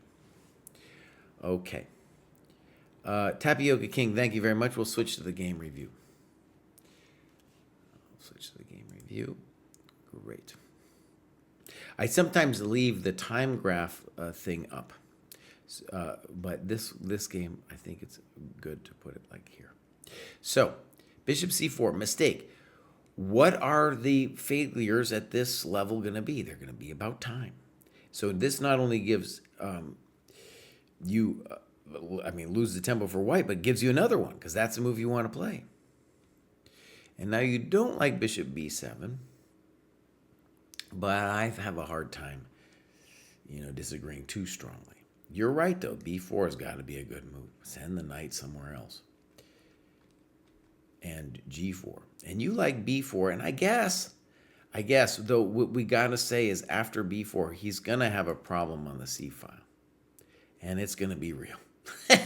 It's going to be real. But okay, g4, good move. Good move. And you think maybe g5, okay, good move. All right, here we go. And now f6.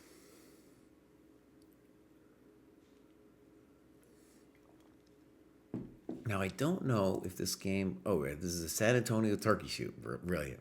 So they did do it post-mortem. You played f6, so by the way, we're now in a French structure. Good move.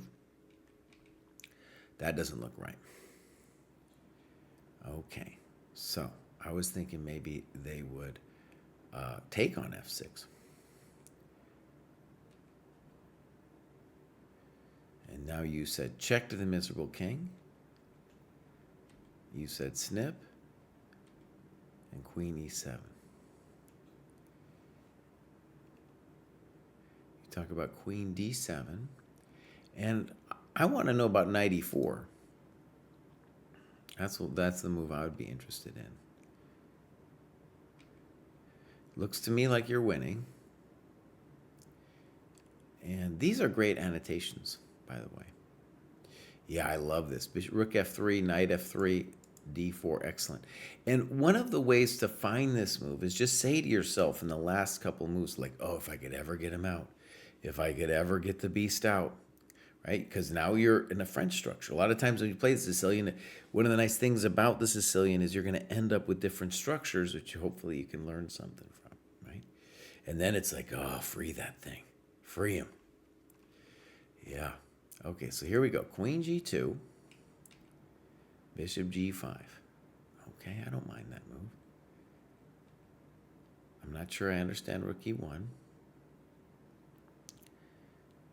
So, queen f4, queen d2.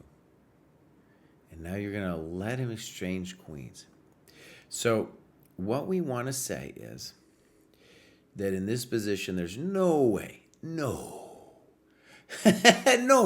way that we're ever going to exchange queens. His king is worse than our king. No way. No way will we ever do it. So maybe this is poor, but then allowing the trade, no lo puedo. No, no, no. Yeah, so he's got to take. And how he did, what a favor. What a favor. Are you in here? Poor move, just helping you open the position. Now taking, I don't know. I don't know. You activate his business, and no says b3. Something like that appeals to me more. All right, you're still under control. I don't understand this move. Notice that he just has no respect for his king. He's just like, opening it all up. Opening it all up. Finally, knight e4. What a great move. I think it's a great move. I have to look at it. I have to stare at it a second. The cheapo merchant strikes again, he said.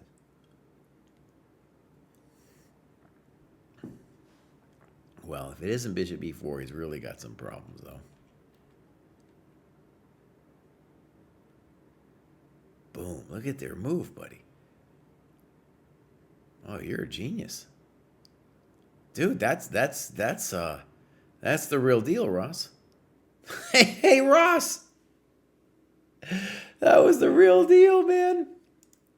That was really good, man. That was great. That was really amazing. Look at that. Dang.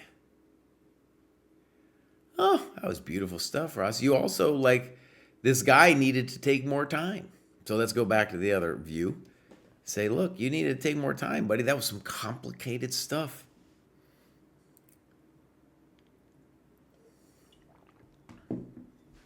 Oh, Ross, I'm pumped on your chess improvement, bud. I am definitely pumped. This is a beautiful thing you got going on. Mm-hmm. Yeah, you're bringing it since September. You're putting the hours in. You're doing these annotations. Great. I think you're definitely, that was some high level stuff. That was really good. All right, I got to go make sure the kitchen's not on fire, and I'll be back in a second. Well, my friends, I'm going to finish today, I think. I think I'm actually going to make it. Next up, we got Samuel.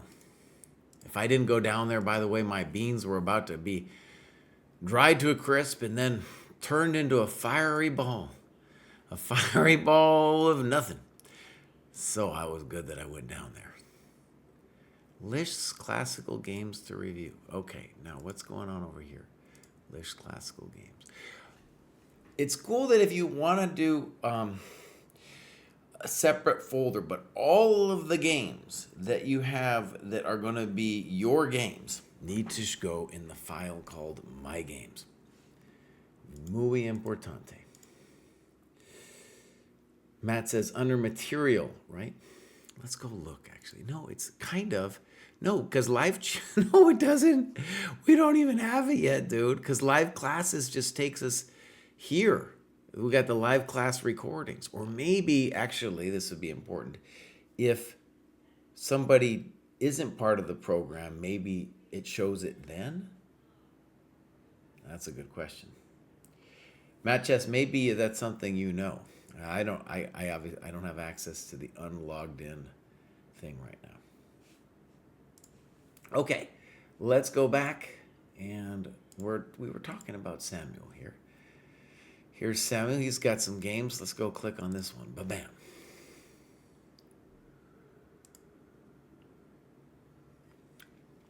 Okay.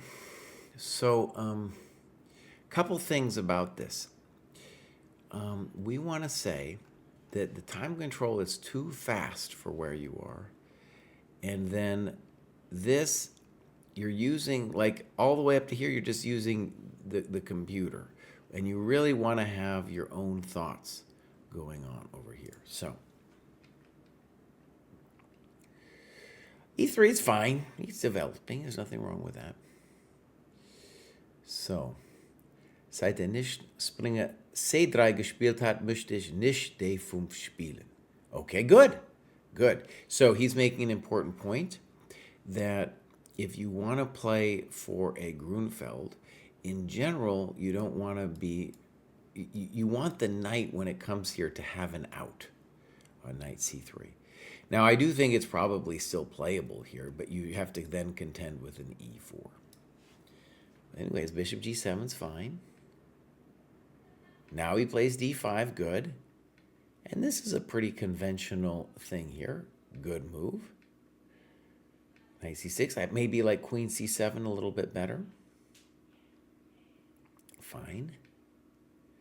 I don't know about bishop a3. And now you play b6, which I think at a minimum, even if the computer doesn't like it as much as rook c8. b6 is the positional move to play. Good move. And the basic point is, if they ever take here, they will have damaged their structure horrendously. Okay. Now, could you have also played cd4? Yeah, you could have. Good move.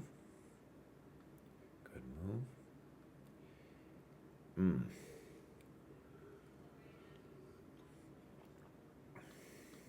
Good move. Well played.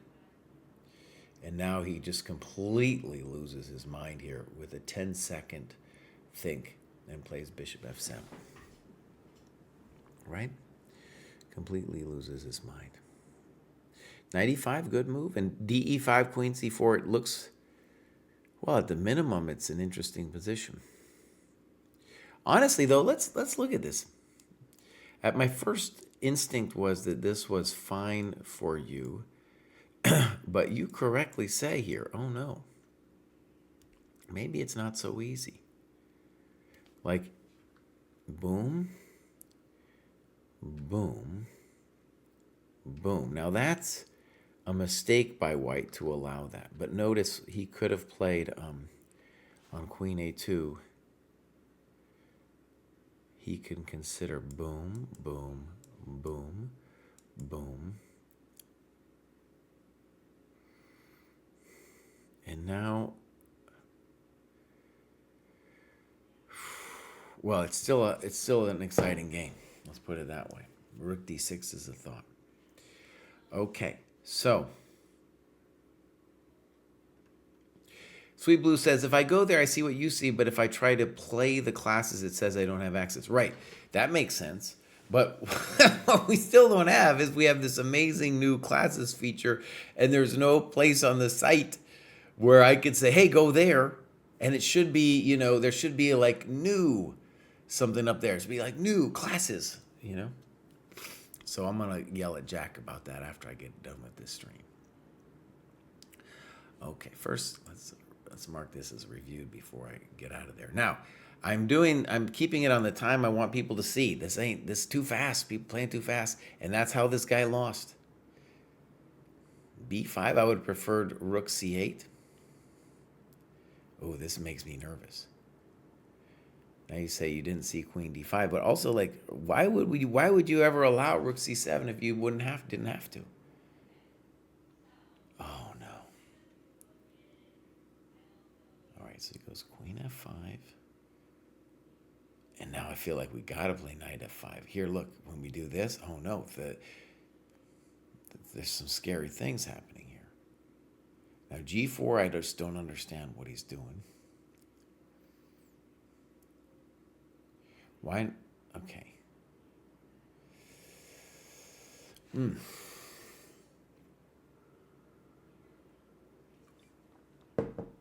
Now, we wanted to say that this move, knight c4, is clever.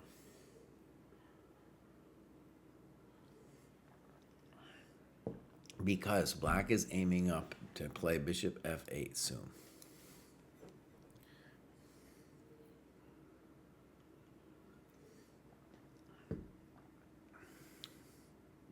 And it's honestly a little hectic.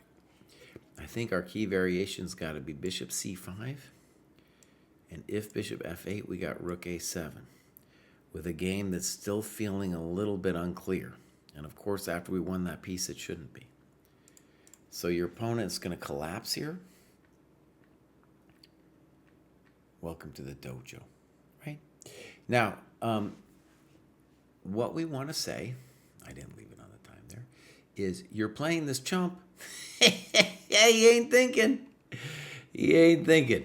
So if you play a longer game, you're in Germany, so you have access to all these cool clubs that are going on there. It's going to be a little bit, more competitive than this guy.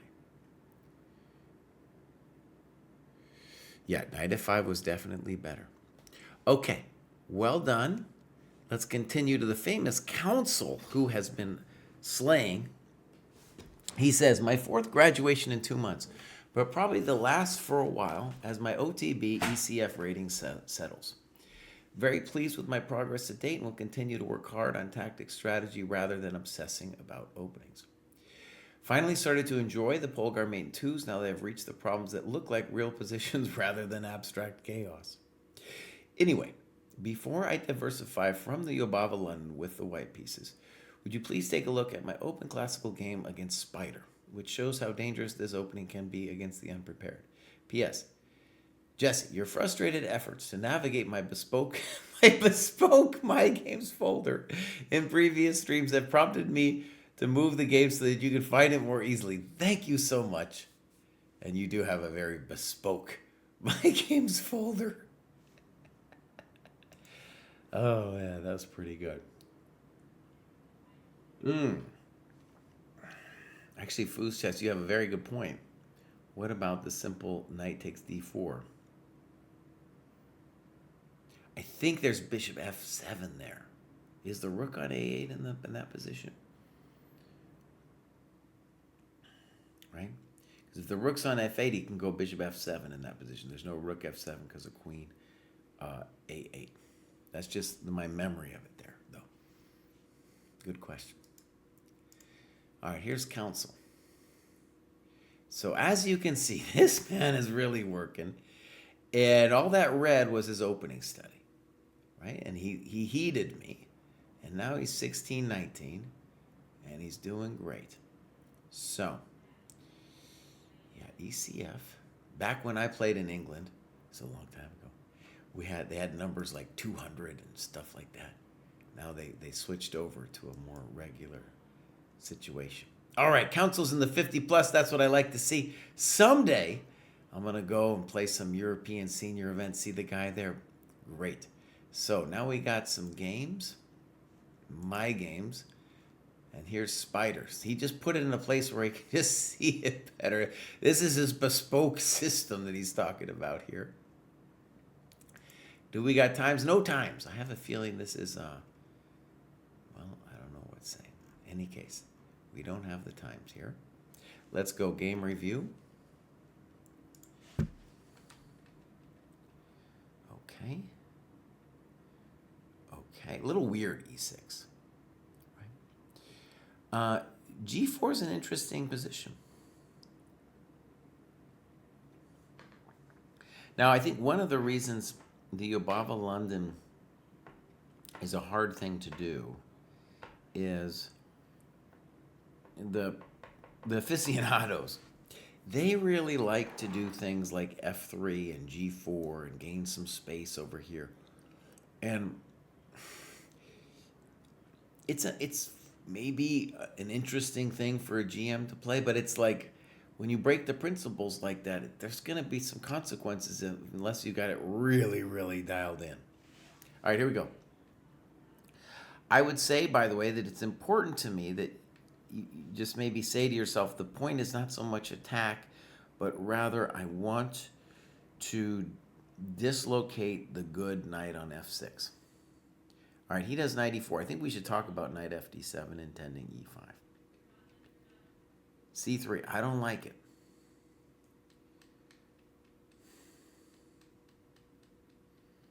Yeah, I don't like it. Why? Because we're losing a tempo. What would be another way? Bishop g2. If check, maybe just king f1. And if we win the center pawn, we can claim we're better. Now notice, this is some Yobava stuff. Welcome to the Yobava, brother. c3 ain't it. Okay, e5, good move. Bishop f5. All right, here we go. Now, bishop g2 should be analyzed here. Castles. Snip. That's no good. That's no good. You mentioned queen e6. We got to talk about castles. Good move. Now we have the file, and that pawn is real weak. Queen e7, and now bishop g2. Makes sense. h4 is also a thought. I don't mind bishop g2. Snip. And now, what is the primary crime of bishop g6? It's not a developing move, right? So at this level, I think it's great that you want to play the Yobava. I don't have any problem with it. At this level, it's not going to be anything about the openings. It's going to be about the fact that they lose time. Good move. Check to the miserable queen. Oh, so the queen d6. What's the problem? Losing time. Oh, man, look at that queen. So, yeah, that's a nice variation you give here. So he's saying queen e7, we'll even trade it, rook e4, and he's wasted. That's a good move. And then he just resigned. He was like, I've had enough, buddy. I've seen enough of this. Hi, Dom Adams. All right. Foos Chess confirms my bishop f7. I hope it was right.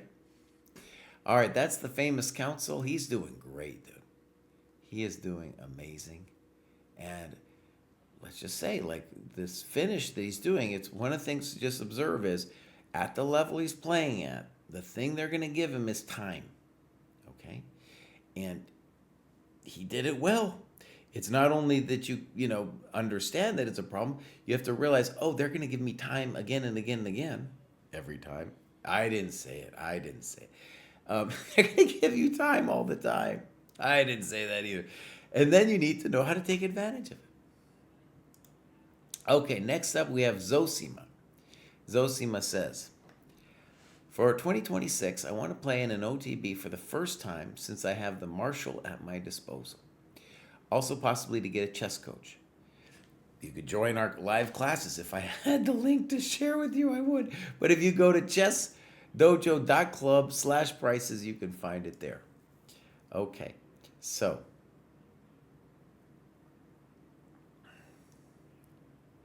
Matt is actually saying some stuff. It appears under the material menu. Hold on. I don't know if this is true, Matt. And then you say click play. What do you mean click play? There's nothing that says click play. No, I don't see it under material. The live classes, no, it's not there. Not there, Matt. Not there. So, let's go back. And we got a couple more people. This is the famous Zosima, whose spiel we just read. We're going to give him a follow. Queen's Gambit convert, aspiring chess bum. So I want to say, Zosima, if you made it to this level, 1819, from the Queen's Gambit generation, then that's simply very impressive, too. Very impressive. Okay, 1805, this is looking great. And you haven't even played much OTB. So you might have some natural talent going on, Zosima. That might be what's going on. We got a coder, New York City. I hear talk about the Marshall moving and stuff. I don't know. I kind of don't want it to move. I had some good times there as a kid. All right, let's check out this one here. Ba-boom. got a time graph here. So as we move up the ladder, we'll see better uses of time. And you can see black spent a lot of time, and they actually give them a low rating. And you know, when you're at 1800, that's when people start taking too long. So in general, one of the things actually to see about this, if you're lower rated, is, oh, I'm not going to have the problem of thinking too long until later. And if my, it's just really not a thing. Sometimes you see it, sometimes, but it is a rare exception. As we get up here to 1800, it's something more we'll see. One of the things I think Zosima is going to need to do for their own chess improvement is precisely that OTB that they're intending.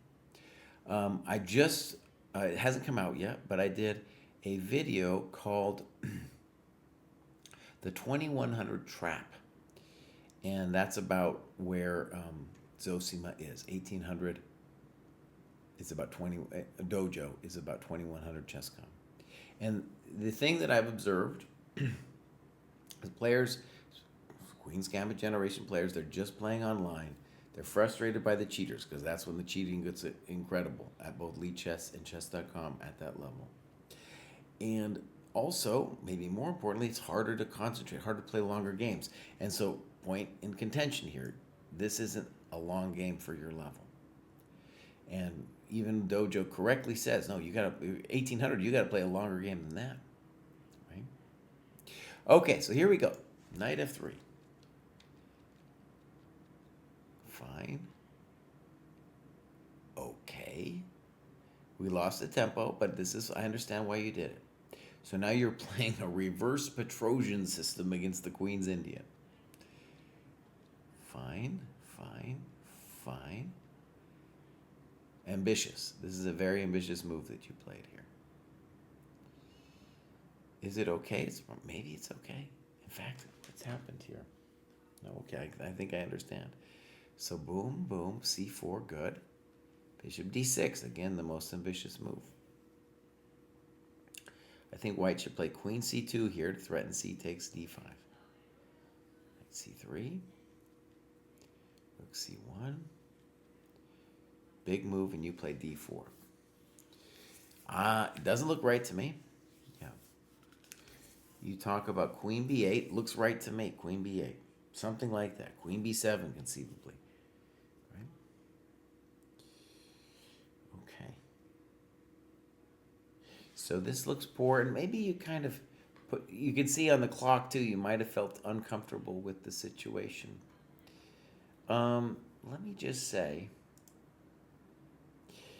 that since you are down in time, something that you should be aware of, well, by down in time I just mean down in development, is that when you open the position, like you do with e5 here, that is going to favor the person with more time, in this case your opponent, right? And you need some moves before you can castle.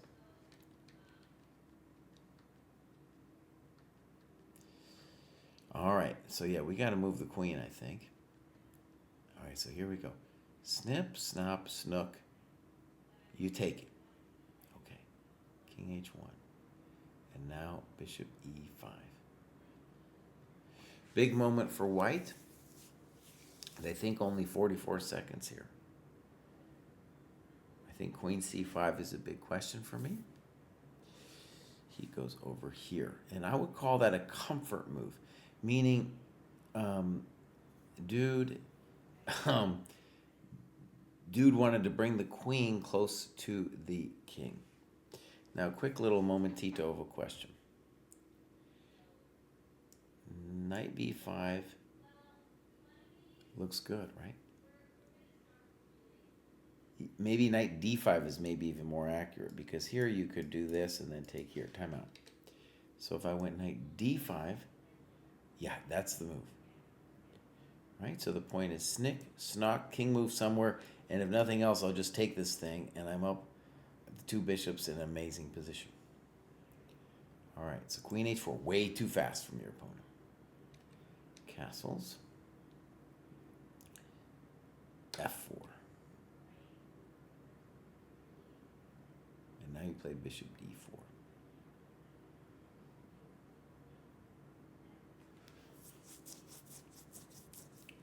Okay.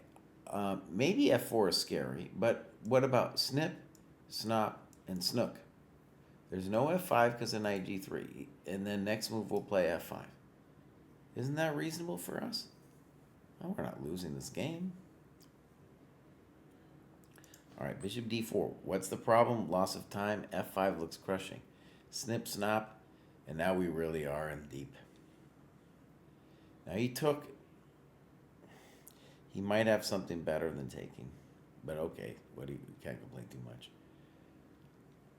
I don't know. Oh, it's real bad, isn't it? Oh man.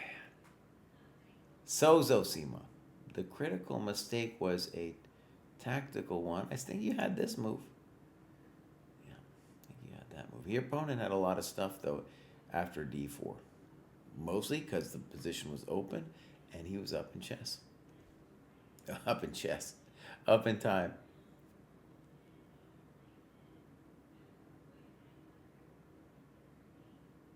I think Matt Chess is telling me there's still press play. I don't see the press play, Matt. I really don't. I go material. What do you mean press play? What do you mean press play, Matt? No comprende. What you mean press play? All right. So, let me mark that as reviewed. We got two more. We got Norzius here. I really enjoyed the book, New York, 1924. Great book. We actually talked about, in our latest pod, the top 10 tournaments. That is up there for people. We did 4. We had the Senseis plus the Chess Nerd. And so that was up on everybody's list, that tournament, partially because the book was so amazing. It was fascinating to immerse myself in the chess atmosphere of that era and to see annotations made by Alekhine himself. Studying Spassy's games was also very engaging. I also finally finished the book, 1001 Chess Exercises for Club Players, which I started back in 24. Thank you to the senseis and everyone in the dojo for the guidance and support. So amazing, Norzius, that you've made it this far. Absolutely cool that you've made it this far. Let's go back and look at Norzius. Right, the famous Norzius, dude, from Kazakhstan. Now, he started a Kazakhstan club. Let's see if there's more than one. Oh, it's still only one. It's my dream. It's my dream that Kazakhstan club is going to get stronger and stronger. Norzius is bringing it, dude. And, you know, it makes sense that the climb should kind of slow down for him. And you can see he kind of hit a little bit of a wall until he did this improvement here. Norzius is definitely at a moment where he needs to play some OTB. Yeah, oh, look at that, dude. That's what the youth from Kazakhstan bringing it here. This is really great. Maybe that's New York 1924, that blue right there. Oh, beautiful, Norzius. All right, let's go look at your games. At the very least, I'm hoping you've got some longer games going on here. Let's go look here. So, 1:30, okay, fine. Both players may be moving a little too fast in this one.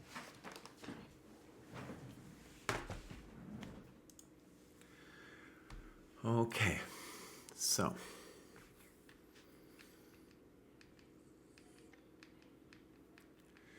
Right, poor move.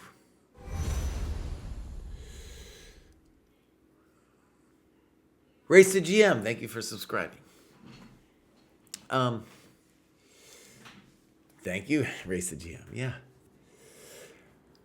So this, I think the easy way to understand this is the reason you can't play c5 against knight c3 in the French is the same as this position. Does that make sense to people?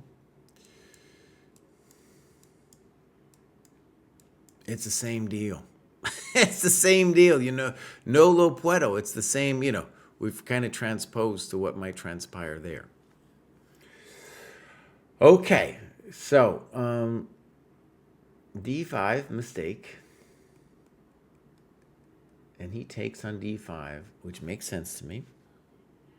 Bishop b5 might also be fine. And then this move I don't like because the knight is not, well, black's just got a massive time problem here. a6, bishop a4, and now knight c6. Great move. Notice that before, if he had done it, the pawn would recapture and the black could hold the position together. Check to the miserable king. And look at this move here, queen d5. Dang, take it easy, Norzius. Take it easy. Now, I'm certain bishop b3 is also winning, but this queen d5 is nice. And one of the things, if you've been watching the show for hours and hours with me, that I'm hoping you're going to see is that his opponent, what's the problem? He ain't developing. He ain't developing. And he's not using his time on his clock. When Norzius gets around to playing those OTB events, it's going to be a little tougher. But still, it's a great practice. And look at what he does to him. Bam! Give it to me. That can't be wrong. Castles. Simple and strong, rook 81. I'm sure there's other moves, but you know, bishop e6. And now here's a practical issue. I'm pretty sure rook takes e6 is the crusher of the musher, as they say. But it's maybe impractical. On rook e6, maybe he's got rook ad8 or something. If we were worried about... No, you don't have that. So first of all, rook e6. If rook ad8, we have the famous rook e7. Thank you very much. Welcome to the dojo. And pawn takes, queen takes, king h1. I guess it is true that this guy's hanging. Oh, I want so badly to punish him so hard. I mean, it does look powerful, my friends. I mean, it really does. It really, really does. In any case, his move is the safe move. All right. Rook d6. Looks reasonable. That wasn't it. You're right. Okay. I don't know what he's doing. I don't know what he's doing. Good move. Good move. Good move.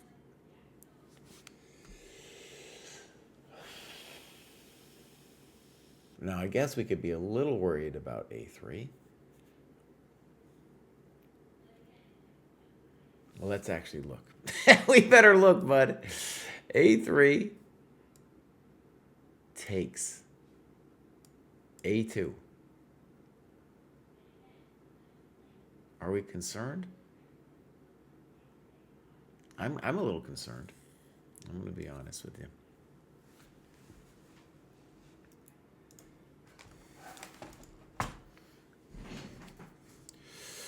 Oh, it's late in the day for me to consider this kind of tactic. I don't know what's going on.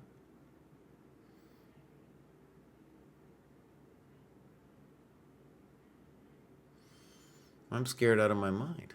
Wait a second. I might have an idea here. We do have an idea here. Boom, boom, check here, check here, check here, and we stop that coconut. Now, maybe that's all easy for Norzius to see, but that took me a moment. Okay? That took me a moment. Good move. Isn't it? Very simple. Nice chess. Now he ain't doing nothing. He ain't doing nothing. Queen d8. Fers d8. I don't know how to say d8 in Russian. King fake queen f6. Beautiful. Okay. So knight f8, not king f8. Oh, Race to GM has an important question on my variation with gh7. Very good point. King h8. Oh, crap. That really is a crapperino, isn't it?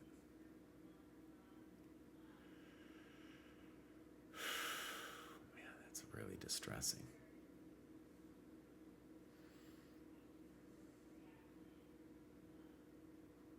I'm feeling distressed, honestly.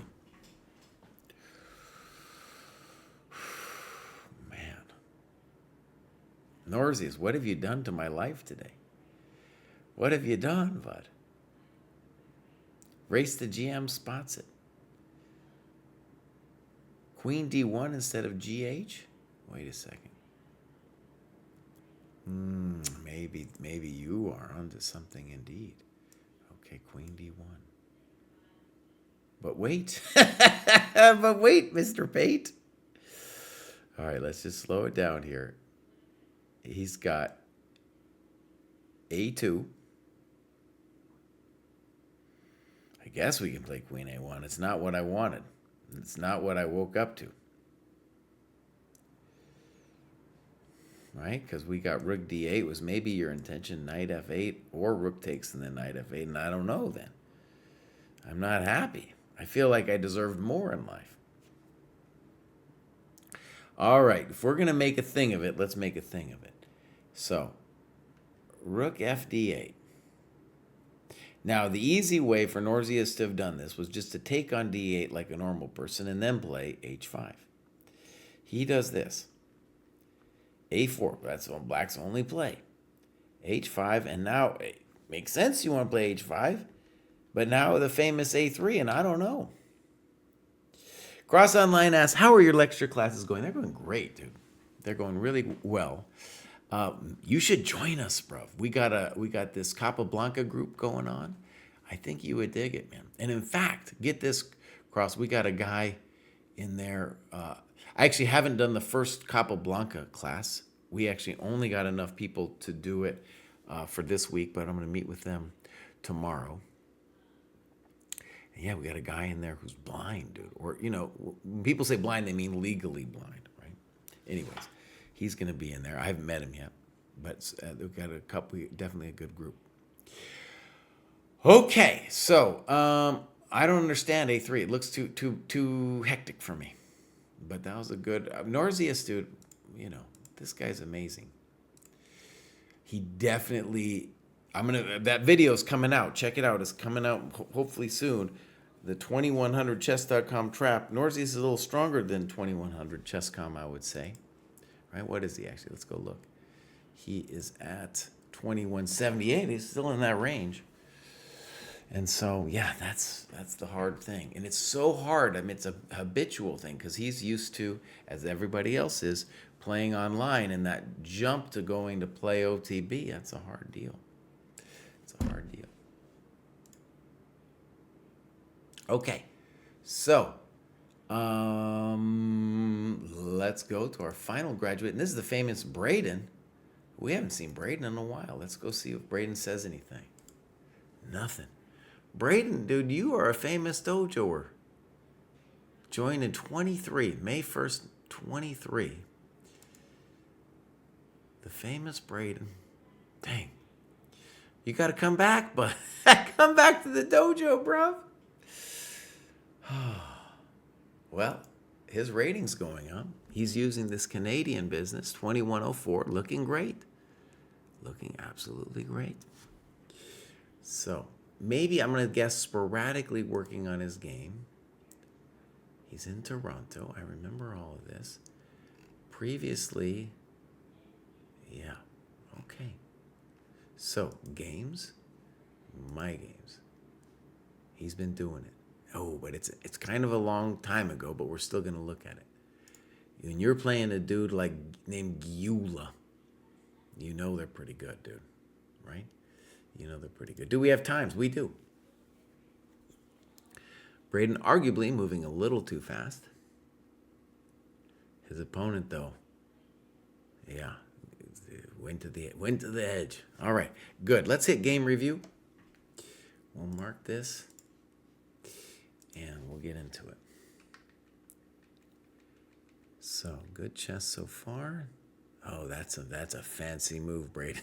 That's a fancy move. Now, we did have a G4, G5 earlier, and the idea is the same here. He wants to achieve G4, G5 to knock the knight from F6.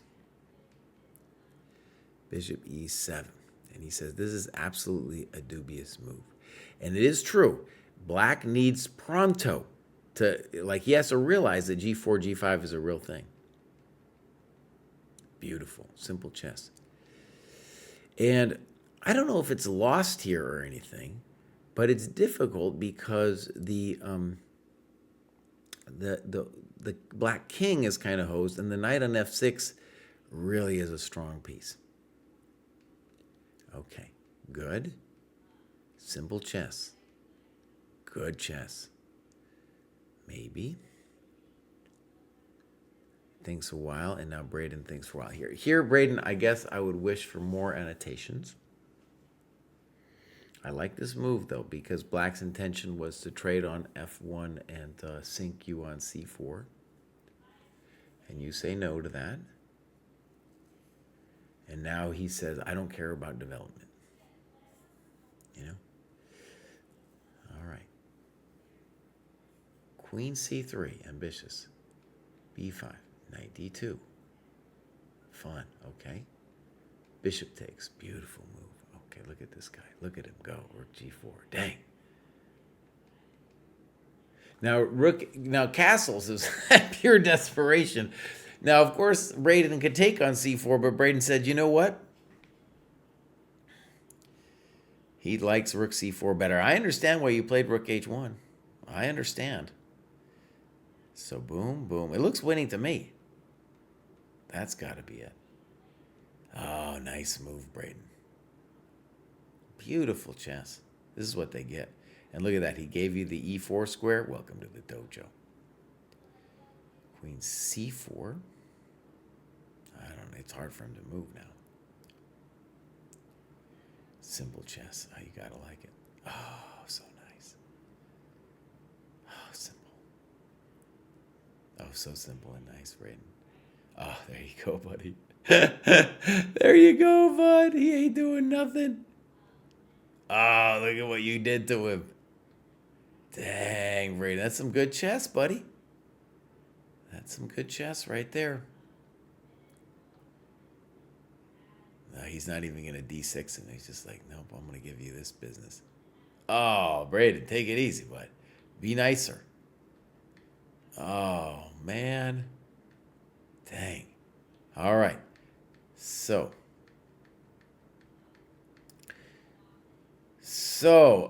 curious. That was great. That was amazing. We have Zoomja asking if he's showing up on the graduates today. Well, let's go back here and see if we see Zoomja. I don't remember a Zoomja. It could be that if you just did it recently, that it'll show up for next week. I think if you did it maybe today or something, it'll show up for next week. Oh, man, that was a pretty good grad show.